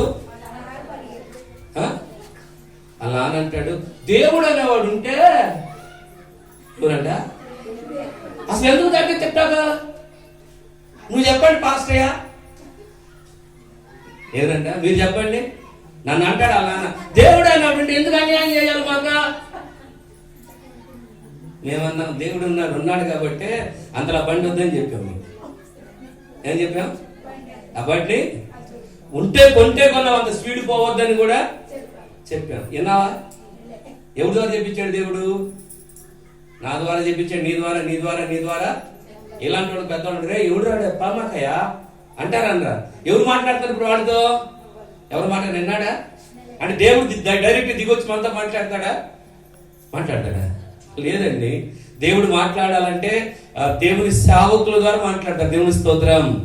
వాక్యం ద్వారా మనతో ఆ మాట వినాలంతే. దేవుని స్తోత్రం కలుగును గాక. నేను చెప్పని అన్నాను. నేను ఇది అన్నాను. నేను చెప్పాను బండి వద్దని. నా మాట విన్నారా? పిల్లడికి ఆ మాత్రం లేకపోతే ఎట్టారు మరి మేమేంది మా టేటాస్ ఏంది. ఇప్పుడు 3 మొక్కలు అయింది, అతుక్కొని కూడా అతుక్కోవాలి. ఇప్పుడు ఈడ్చుకోవాలి, కుక్క కానీ కాలు దిగిపోతే ఈడ్చుకుంటాడు చూసారా. అది చాలా జాగ్రత్త సుమా. బుద్ధిహీనముగా నేనన్నా దేవుడు ఉన్నాడు కాబట్టి ప్రాణం పోకుండా బ్రతికి బయటపడ్డాడు.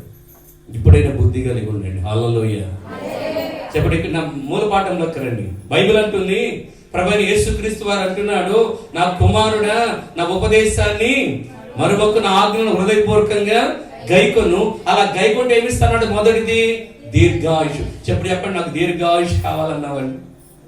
హల్లెలూయా చెప్పండి. దేవా నాకు దీర్ఘాయుష్ అండి. ఇప్పుడు దీర్ఘాయుష్ నీకు ఇవ్వాలంటే నీకేం కావాలి? ఇప్పుడు మారు మనసు, రక్షణ, బాప్తిసం కావాలి. ఆమె చెప్పండి గట్టిగా. ఇప్పుడు దీర్ఘాయుష్ నీకేం చేయాలి? నీకేం కావాలంటే మారు మనసు, రక్షణ, బాప్తిసము. ఒక ఆమె ఉంటుంది, అయ్యో అంతలే ఏదది బాప్తిసము ఎందుకని పెద్దమ్మా అన్న. అది ఉంటే నేను నిలవలేనంటయా. ఏం చేసిందంట ఉంటే నేను ఎందుకని అన్నా. ఏం లేదు నేను నిలవలేనంట అంది. ఆమెకు వయసు, కొడుకులు పెళ్లిళ్ళైంది, మనవరాలకు పెళ్లిళ్ళు అయిపోయింది, ఆ ముసలం అయిపోయింది, ఇప్పుడు నిలవలేదంట. నేనన్నా ఇంకేం చేయాలంటే బాబు చెప్పు నీకన్నా. ముసలివాడు కూడా చచ్చిపోయాడు. నవ్వుతా అన్నా, ఏంది పెళ్లి ఏమో చేయబడ్డావే ముసలమ్మ ఏంది అంటే అన్నాడు. అంటే ఏంద్రా అంతలా మాట అంటావా? నిలవలేనంట్లయ్యా. నిలిచేదేంది? బాప్తిసం తీసుకుని 4 సంవత్సరాలు బతికే మొన్న పిల్లలకి అందగా ఉంటామంటే ఆమె అంటుంది, నేను నాకు అదొద్దులే పో. ఏదొద్దు? ఎందుకని? ఒకవేళ బాప్తిసం పొందుకుంటే పాపం దూరం అవుతుంది, పాపం అనేది తొలగిపోతే ఆయుష్ పెరుగుతుంది. ఆమెకు తెలియదు. దేవుని స్తోత్రం కలుగును గాక చెప్పండి. హల్లెలూయా. మరణం తప్పించడం యెహోవా వశము. ఆమె ఒక బాప్తిసం పొందుకుంటే దేవుని బిడ్డ అయిపోతుంది. దేవుని బిడ్డ అయితే తన పాపాలు కడిగివేయబడతాయి కానీ పాపం నిలవదు కాబట్టి ఆమెకు ఆయుష్ పడికి అవకాశం ఉంది. ఆ సత్యం ఆమెకు తెలియదు. ఆమె తెలిసినప్పుడు ఎవరు చెప్పారంట బాప్తిసం తీసుకుని నిలవలేమని. అక్కడే ఉన్నారు. మీరు కూడా కలాలన్నారు. కడిగి వేసేను నాదు పాపము, కాచినని పరిశుద్ధ రక్తము, తొలగిపోయేను పాప బంధకాలు, యేసు నీకే వందనాలు. తొలగిపోయేను పాప. ఎప్పుడైతే మనం మన ప్రాణాత్మ శరీరం దేవునికి అర్పిస్తామో, తండ్రి కుమార పరిశుద్ధాత్మల బాప్తిసం పొందుకుంటామో, మన మీద ఉన్న పాపాలన్నీ తొలగిపోతాయండి. ఆమె చెప్పండి గట్టిగా. ఎప్పుడైతే నీ మీద ఉన్న పాపం తొలగిపోయిందో దేవుడు నీకు ఆయుష్ను, మొట్టమొదటి ఏమన్నాడు? ఆయుష్ను అనుగ్రహిస్తాడు. రెండో మాట ఏమన్నాడు? దీర్ఘాయుష్ను, సుఖ జీవముతో కూడు సంవత్సరం. 3 మాటలు చెప్పాను, త్వరగా చెప్తాను. సుఖ జీవముతో కూడు సంవత్సరాలు. ఏ సంవత్సరాలు అంటే అండి? సుఖ జీవముతో కూడు. నేను ఇప్పుడు ఒక ప్రశ్నిస్తున్నాను, మేము సుఖంగా హాయిగా బ్రతుకుతున్నాము అన్నవాడు మీకు కుడి చేయొద్దండి అంటే మీరు ఎంతమంది చెప్తారు? ఏ బాధలు, ఏ బంధకాలు లేవండి, హాయిగా ఉన్నాం అన్నవాడిని. లేదు, అన్ని బాధలే, అన్ని కష్టాలే, అన్ని ఇబ్బందులే చేస్తున్నామే. కానీ ఎక్కడ చేస్తున్నా ఏమవుతున్నాయో కూడా తెలియనే. ఏదో ఒక సమస్యలు వలయంలో చుట్టుకుని పోయి ఉన్నాం. ఈ సంవత్సరం 2024 ఎట్లా పోయింది? 25 అన్న మంచిగా ఉందామా? ఇప్పుడు 3 నెలలు 7 రోజులైంది. 2 నెలలు 7 రోజులైంది. దేవుని స్తోత్రం. సుఖం ఉందా మన జీవితంలో? సంతోషం ఉందా మన జీవితంలో అంటే లేదు అన్న మాట వినపడుతుంది.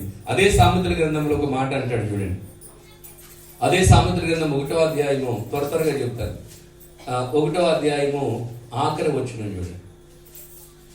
సామెతల గ్రంథము 1వ అధ్యాయము 33వ వచనం.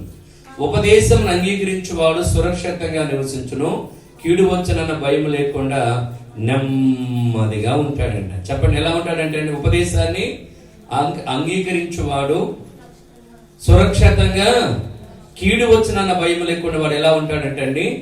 నెమ్మదిగా ఉంటాడు.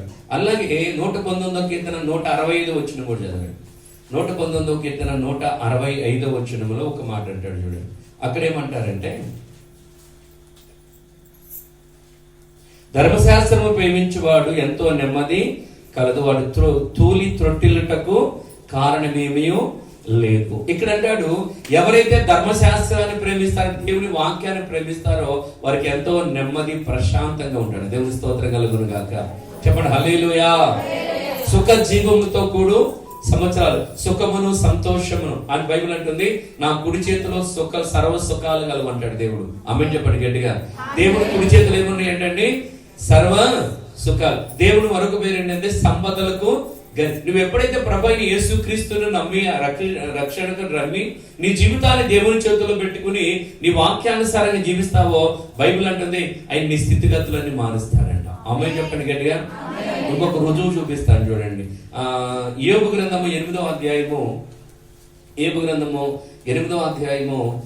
5వ వచనం చదువుతాను వినండి. నువ్వు జాగ్రత్తగా దేవుణ్ణి వెతికిన వెడల, సర్వశక్తులకు దేవుని బ్రతిమలాడిన వల్ల, నీవు పవిత్రుడవై యథార్థవంతుడైన నిత్యముగా ఆయన నీ యందు శ్రద్ధ నిలిపి నీ నీతికి తగినట్టుగా నీ నివాస స్థలాన్ని వర్ధిల్లింపజేయును. అప్పుడు నీ స్థితి మొదట కొంచెమే ఉన్నాను, తుదకు మహావృద్ధి అగును. చప్పటి కొట్టలే. ఎందుకు కొట్టారు? మొదట నీ స్థితి కొంచెమే ఉన్నాను, తుదకు మహావృద్ధి అగును. ఆమేన్ చెప్పండి గట్టిగా. హల్లెలూయా చెప్పండి. హల్లెలూయా. ఇప్పుడు నువ్వు అంటావు, నువ్వు నిజంగా దేవుని వెతికిన పడలా, నువ్వు సర్వశక్తి గల దేవుని బ్రతిమలాడిన పడలా, నువ్వు నీతిగా యథార్థంగా బ్రతికిన పడలా, దేవుడు నిశ్చయంగా నీ యందు శ్రద్ధ నిలిపి నీ నీతికి తగినట్టుగా నివాస స్థలాన్ని వర్ధిల్లింప చేస్తాడంట. ఏం చేస్తాడంటే అండి, నీతికి తగినట్టుగా నివాస స్థలం అంటే మన ఉన్న స్థితి, ఇల్లుని ఆశీర్వదిస్తాడంట. ఎలా ఆశీర్వదిస్తాడు? మొదట నీ స్థితి కొంచెమేమున్నా తుదకేమవుతుందంట అండి, అనుభవించిన లేమి బాధలు ఇకపై నీకు ఉండవులే, అక్కరలోన ఉన్నవానికి నీవే మేలు చేసేవులే, నీ స్థితి చూసి నవ్విన వాడే సిగ్గుపడే దినమొచ్చేనులే, విడుదల సమీపించెను నీకు వెలుగు ఉదయించెను, చెమ్మగిల్ల కన్నుల్లోన కన్నీరెంత కాలం, కష్టాల బాటలోన సాగదు పయనం. ఆమేన్ చెప్పండి గట్టిగా. నువ్వు నిజంగా దేవుని మీద ఆధారపడగలిగితే, దేవుని నమ్ముకోగలిగితే, అనుభవించిన లేని బాధలకి ఎన్నడూ కనపడవో. నమ్మిన వాడు స్తోత్రం చెప్పు, గట్టిగా చెప్పు, ఇంకా గట్టిగా చెప్పు. హల్లెలూయా. ఒకప్పుడు నా వైపు చూడండి. ఒకప్పుడు ప్రభు ఎదురు నుంచి చెప్తున్నాను, సైకిల్ ఉండేది నాకు, దానికి పంచర్ వేయించుకోవడానికి రూపాయి ఉండేది కాదు. పంచర్ వేస్తే రూపాయి సైకిల్కి. తెలుసా అండి మీకు? పంచర్ రూపాయికి, పంచర్కి ఎంత? రూపాయి సైకిల్కి. నేను ఆ షాప్ దగ్గరికి వెళ్ళి గాలి కొట్టిస్తామంటే ఒకసారి అప్పుడు ఫ్రీగానే గాలి కొట్టేవాడు. పంపు లాక్కున్నాడు, రోజు రూపాయి సైకిల్ పంచర్ కొట్టా, దాదాపు ఎవరి పంపు ఖాళీగా ఉంది అని లాక్కున్నాడు. నాకు అది చాలా బాధ వేసింది. ఎందుకని అప్పుడు పరిస్థితి అలా ఉండేది నాది. ప్రభుని నమ్ముకున్నాను, ప్రభుత్వం వస్తున్నాను, నాకు అనిపించి సిగ్గే వినిపించింది. దాన్ని పంచర్ వేయించుకోవాలని రూపాయి లేదా అనేది మీరు అనవచ్చు, కానీ లేదు, ఆ పరిస్థితి అంత దరిద్రంగా ఉంది. అమ్మాయి గట్టిగా ఆ రూపాయి అంటారు. ఇప్పుడు నిజం ఆ రూపాయి దొరకలే నాకు. అప్పుడు రూపాయి దొరకదు. నేను చెప్పే వాస్తవండి. ఆ రూపాయి లేని పరిస్థితి. ఈ రోజున దేవుడు నా స్థితిగతులన్నీ మార్చేస్తాడు. ఆమె చెప్పు గట్టిగా. పరిస్థితులన్నీ మీరంటారు ఆ తెల్లబడ్డ ఫాస్ట్ గా మీకేదో మీ తెల్ల మాకు మేము ఎన్ని అనుభవించి ఇక్కడికి వచ్చి, అందుకే మీకు ధైర్యంగా చెప్పాను. ఉపదేశాన్ని ఆలకించి ఆజ్ఞను పాటిస్తే మొదట నీ స్థితి కొంచెమే ఉంటుంది, కానీ తొదకేమవుతుందంటే అండి బాబు నెమ్మది కలిగి బ్రతుకుతామంట. ఆమె చెప్పండి. సుఖంగా జీవిస్తామంట. హల్లెలూయా. ఇప్పుడు మీ పాస్టర్ గారు ఇప్పుడు కారులో చూస్తారు. మీ పాస్టర్ గారు ఆయన ఎన్ని కష్టాలు అనుభవించాడో. ఇప్పుడు మీ పాస్టర్ గారు కారు వేసుకురావడం చూస్తున్నారు కదా, ఆయన ఎన్ని కష్టాలు అనుభవించాడో, ఎంత లేమితో ఎంత లేమి అనుభవించారో చెప్పండి. హల్లెలూయా. ఆ కారు కొంద కూడా డబ్బులను కొనుక్కోవాలి. ఆయన మీ కొరకే కొన్నాడు. నేను అడిగిన కారు ఎందుకు కొన్నామంటే కేవలం ఇక్కడికి రావడానికి కారు కావాలి కాబట్టి అప్పు చేసి కొన్నాడు. మా భాష గారికి ఏదో డబ్బులు ఉన్నాయి, ఇంత కారు కొన్నాడు అనుకో, మాకు నామే చెప్పండి గట్టిగా. కానీ ఒక దినం ఖచ్చితంగా ఆశీర్వదిస్తాడు. అది ప్రవచనం చెబుతుంది. నామే చెప్పండి గట్టిగా. మరి ఇంత దూరం దేవుడు వెళ్ళమంటున్నాడు, రావాలంటే ఏం కావాలి? పిల్లలతో ఖచ్చితంగా కారు కావాలి. మొన్నటిదాకా ఎవరిదో ఇచ్చారు, కానీ ఇప్పుడు అది లేనే. అందుకని కొంచెం అప్పు తీసుకుని కారు కొన్నాడు. అప్పంతా తీరిపోదు కాక. అని చెప్తే ఎందుకు చెప్తాను ఈ మాట మీకు? ఒకప్పుడు మన స్థితి కొంచెమే, కానీ ఇప్పుడు ఏమైందంటే అది మహావృద్ధిలోనికి వెళ్ళును గాక. నమ్ముతున్నారా మీ స్థితి మారుస్తాడని? ఖచ్చితంగా మా స్థితి మారుస్తాడన్నవాడు మీ కుడి చేయొద్దండి. తర్వాత మీకు అభిషేక ప్రార్థన చేస్తాడు, మీ దరిద్రం అంతా పోవును గాక. చెప్పండి, ఎప్పుడు మారుస్తాడు? ఉపదేశాన్ని మరవకుండా ఆజ్ఞను అనుసరిస్తే ఏం చేస్తాడంటే స్థితిని.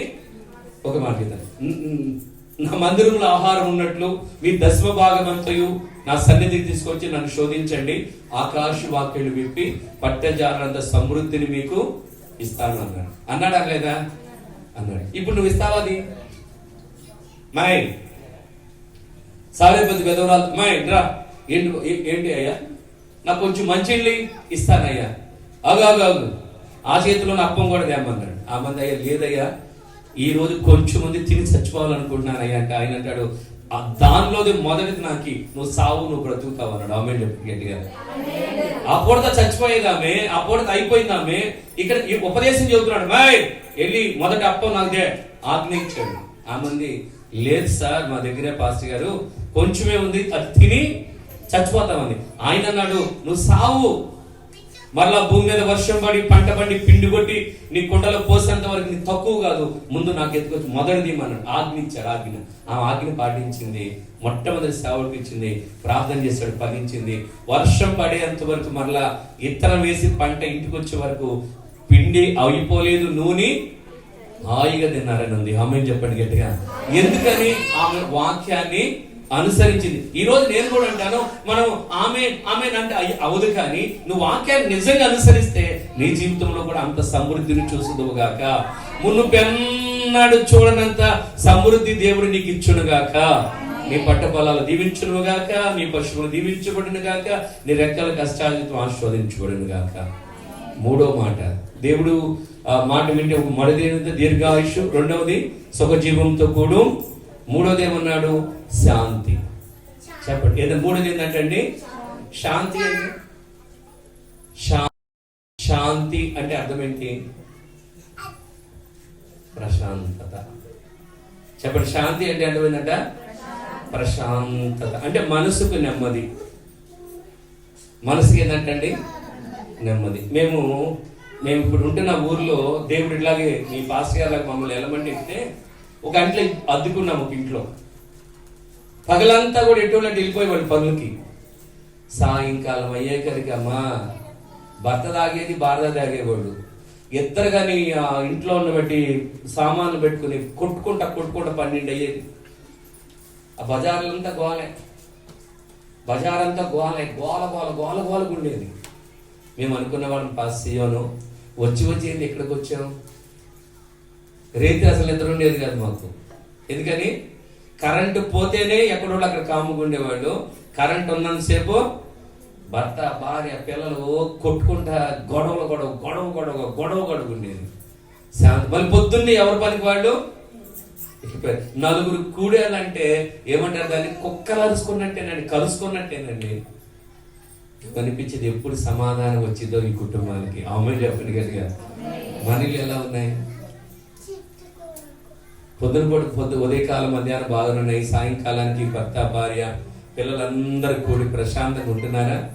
కలిసి భోజనం చేస్తున్నారా? నా వైపు చూడండి. కలిసి భోజనం చేస్తున్నారా? చక్కగా కూర్చుని మాట్లాడుకుంటున్నారా? మాట్లాడు. చక్కగా కూర్చుని మాట్లాడుకుని ఏంటి సంగతులు ఏంటని ఒకరి బాధలు చెప్పుకుంటున్నారా? లేవు సార్. ఎవరికి వాళ్ళే, భర్తకి భర్తే, భార్య పిల్లలకి, ఎవరు సెల్ ఫోన్ వాళ్ళకే, ఎవరి ఫోన్లో వాళ్ళు ఉంటారు. ఎవరి బాధలు? సమాధానమే లేదండి అనేవాళ్ళు ఉన్నారు. ఏం లేదంటండి? సమాధానమే. మరి కలిసే ఉంటున్నారు, కానీ రైలు పట్టాలాగా ఎప్పుడు కలుసుకొని. రైలు పట్టాలు చూస్తారా మీరు? రైలు పట్టాలు ఎక్కడైనా కలుసుకుంటాయా? ఎందుకని? రైలు పట్టాల డిజైన్ అలా కలుసుకుంటే రైలు పడింది కాబట్టి పట్టాలు దగ్గరే ఉంటాయి, కానీ కలుసుకొని. భార్య భర్తలు ఒక ఇంట్లో ఉంటారు, కానీ ఒక మనసు విప్పి మాట్లాడుకో. సమాధానం లేని కుటుంబాలు చాలా ఉన్నాయి, సంతోషం లేని కుటుంబాలు చాలా ఉన్నాయి. ఎందుకని? అవగాహన లోపం వలన, ఒకరి గురించి ఒకరు అర్థం చేసుకోకపోవటం వలన. పిల్లలు, తల్లి అందరూ కూడా ఉంటారు, కానీ పిల్లలు తల్లితో పలకరు, తండ్రితో కూడా పలకరు. మీకేమో కానీ నాకు తెలియదు, కానీ నాకు తెలిసి కొన్ని చెబుతాను. మా ఆంధ్రాలో మాయ్ మమ్మే ఆయన ఉన్నాడు ఇంట్లో,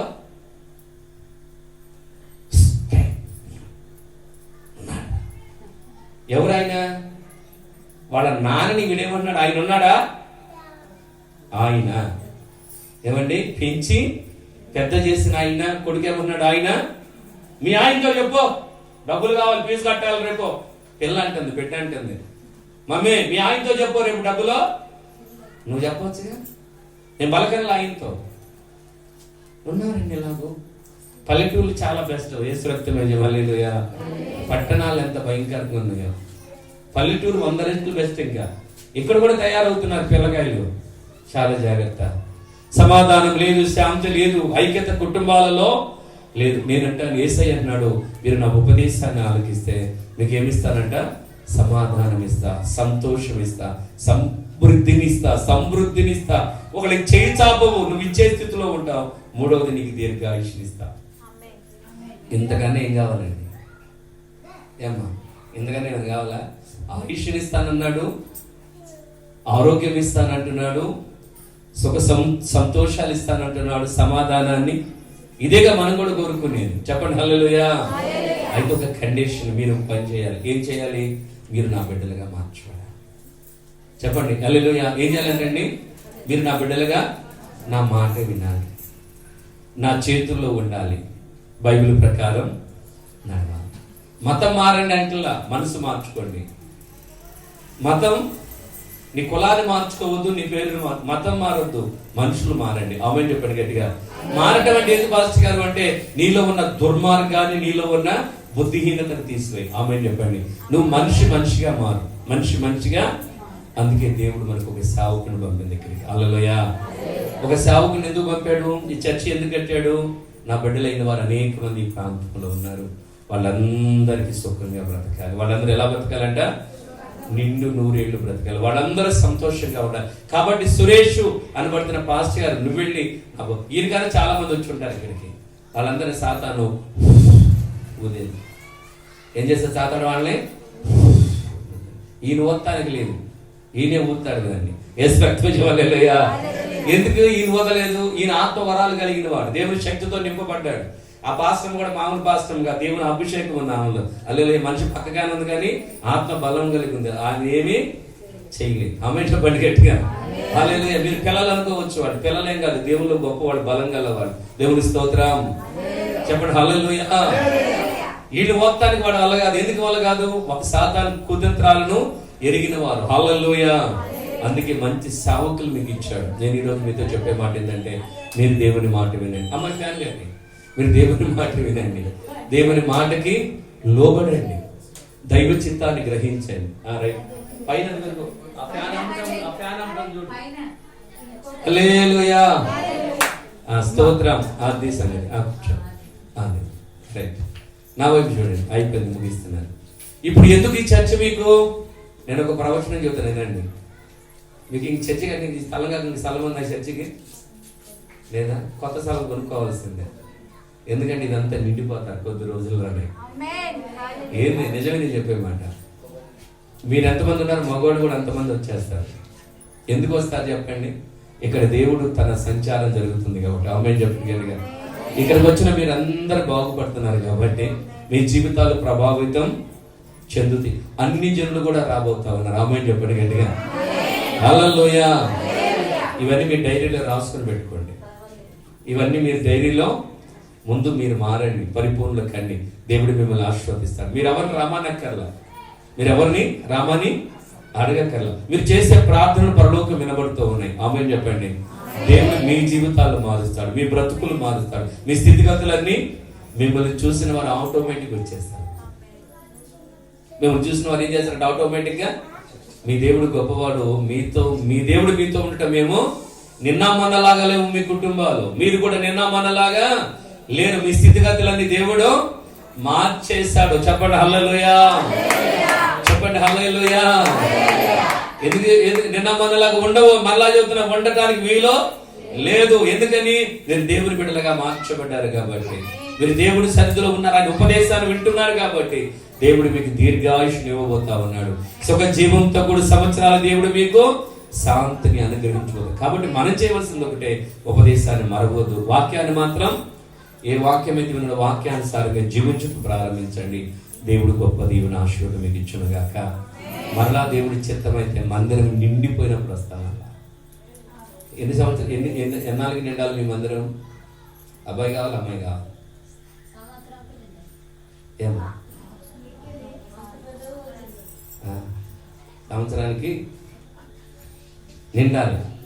సంవత్సరం లోపే నిండిపోవాలి. ఆమె చెప్పు గట్టిగా హల్లెలూయా చెప్పండి. దేవునికి స్తోత్రం.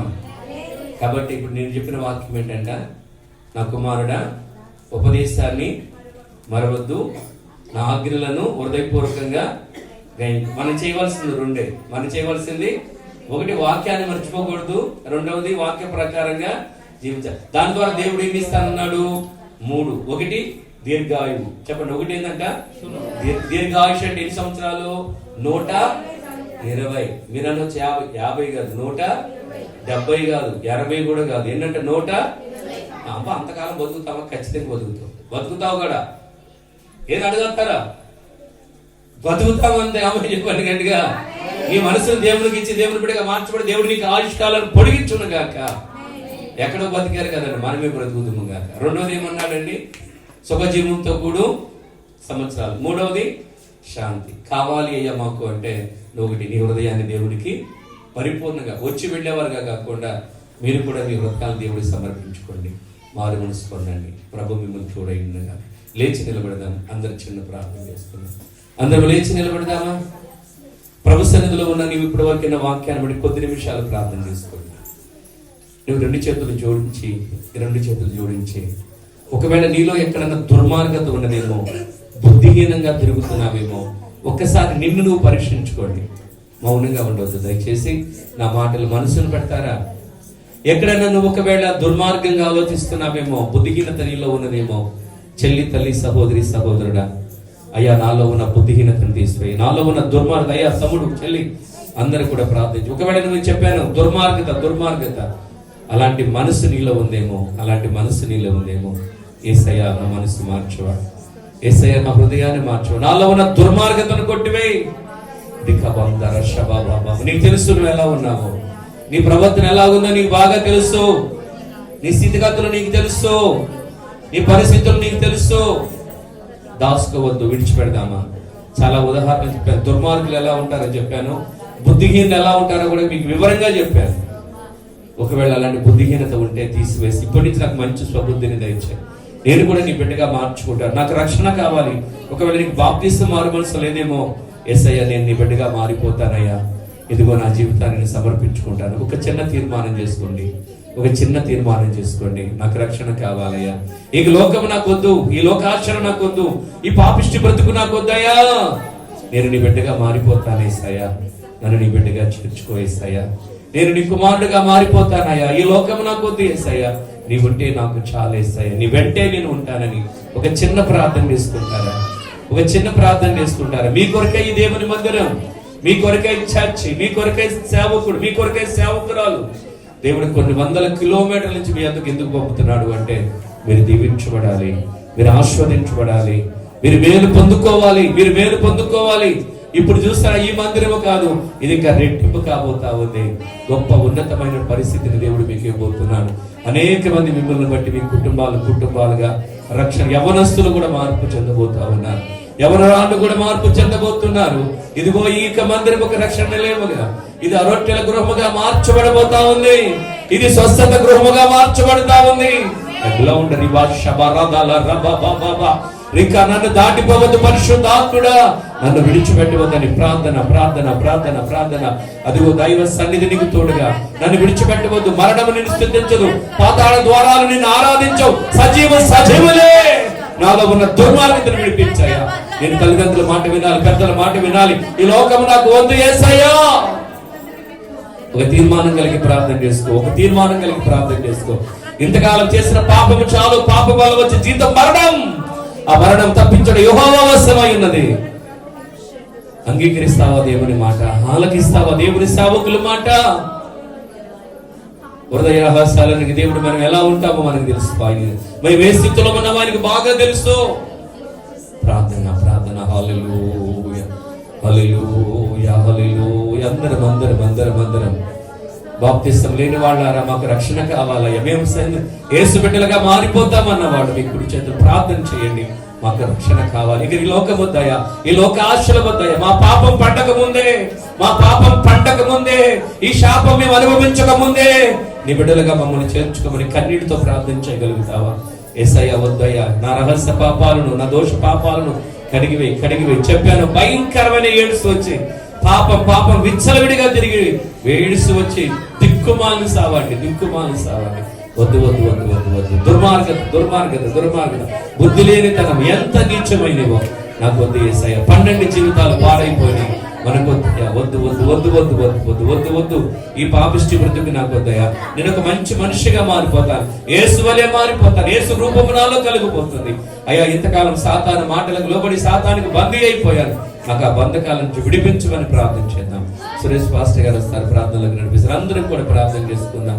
మీరు తీసుకున్న తీర్మానాన్ని బట్టి మరలా మీకు ఒక్కరి కొరకు నేను ప్రార్థన చేస్తాను. మీరు తీసుకునే తీర్మానాన్ని బట్టి ప్రార్థన చేస్తాను.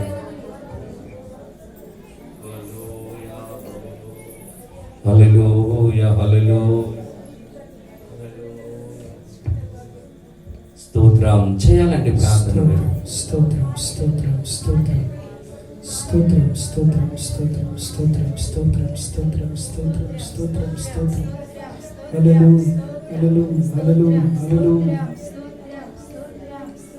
హల్లెలూయా.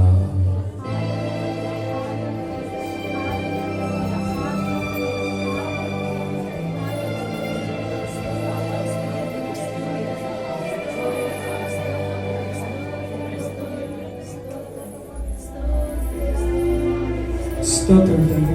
మహోన్నతుడా, మహాగరుడా, దిగనమైన ఉన్నతమైన నామాన్ని బట్టి నేను స్తుతిస్తున్నాం, కీర్తిస్తున్నాం తండ్రి. ఈ రాత్రి ప్రభా తండ్రి, నిత్యముగా నీ మాటలు విని ఎడల ప్రభా మేము సమృద్ధిని పొందుకుంటాము తండ్రి. ఇదిగో తండ్రి నాన్న, స్వస్థతలు పొందుకుంటాము అయ్యా తండ్రి నాన్న ప్రభా. మేము దీవెనకరంగా మార్చబడతాము అనేక. అయ్యా, ఈ రాత్రి మీరు మాట్లాడినటువంటి ప్రతి మాటను బట్టి నేను స్తుతిస్తున్నాను.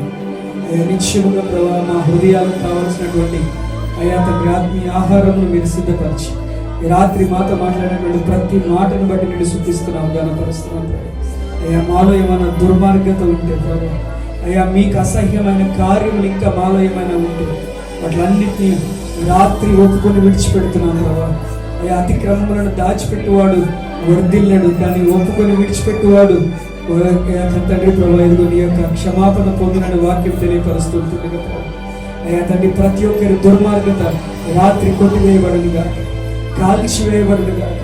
ప్రతి ఒక్కరు ప్రభా ఇదిగో నూతన పరచబడినటువంటి హృదయం చేత నీ సన్నిధికి వస్తుంటుండగా అయ్యా తండ్రి, ఇదిగో ఇదేదో మతము కాదు కానీ అయ్యా తండ్రి వారి హృదయాలను నెమ్మది కలగ చేయడానికి, అయ్యా వారు తమ తండ్రిని తెలుసుకోవడానికేనని అయ్యా నీ యొక్క సమాధానం వీరి హృదయాల్లో, వీరి కుటుంబాల్లో ఉండాలని, కుటుంబాలుగా సంతోషంగా నెమ్మదిగా బ్రతకాలని అయ్యా తండ్రి రాత్రి మీరు మాట్లాడి ఉండగా అయ్యా తండ్రి నిత్యముగా ప్రతి ప్రవచనమును మేము నమ్ముతున్నాం తండ్రి. అయ్యా తండ్రి, మందిరము అయ్యా పురుషులు కూడా అనేకులు వచ్చినట్లుగా అయ్యా తండ్రి ఈ యొక్క మందిరము నింపబడబోతూ ఉంటుండగా ప్రభా మీరు నిత్యముగా కార్యములు జరిగిస్తారని నమ్మి నీకు వందనాలు చెల్లిస్తూ కూడి వచ్చిన ప్రతి బిడ్డను ప్రత్యేకంగా దీవించి ఆశీర్వదించి అయ్యా తండ్రి మీరు మాట్లాడినటువంటి మాటలు వారి హృదయాల్లో మంచి నిలబడినటువంటి విత్తనం వల్ల ఫలించినట్లుగా సహాయం అనుగ్రహించి మా ఇంకోమని యేసుక్రీస్తు పరిశుద్ధమైన నామములో ప్రార్థన అడిగి పొందుకున్నాం తండ్రి.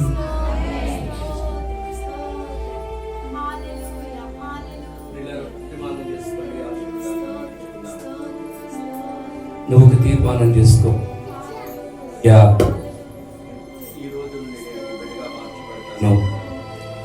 ఈ రోజు నుండి నీకు పాపం చేయి, నీకు పాపం జోలికి పోను, నాకు కూడా బాప్తిస్తం కావాలి అని మరి ఎక్కడ మరొకసారి బిడ్డల విషయం వెళ్ళినప్పుడు దేవుడు మాతో ఉన్నాడు, నేను చేశానని సాక్ష్యం ఇచ్చే కృప దయచేయండి.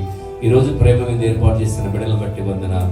ఇంకా వారిని దీవించి మీరు ఆస్వాదించండి, తీర్మానాన్ని బలపరచండి నాయన. ముందున్న కాలంలో ఈ పరిచర్య మీది నా ప్రభా, దీనిని అంచెలంచెలుగా ఆస్వాదించి మరి ఈ పరిచర్యకి అనేక చుట్టుపక్కల ప్రాంతాలకు కదిలించబడి కృప దయచి అడ్డుపడుతున్న ఆటంకాలన్నీ దూరమైపోవును గాక, అవరోధాలన్నీ కొట్టువైపడును గాక.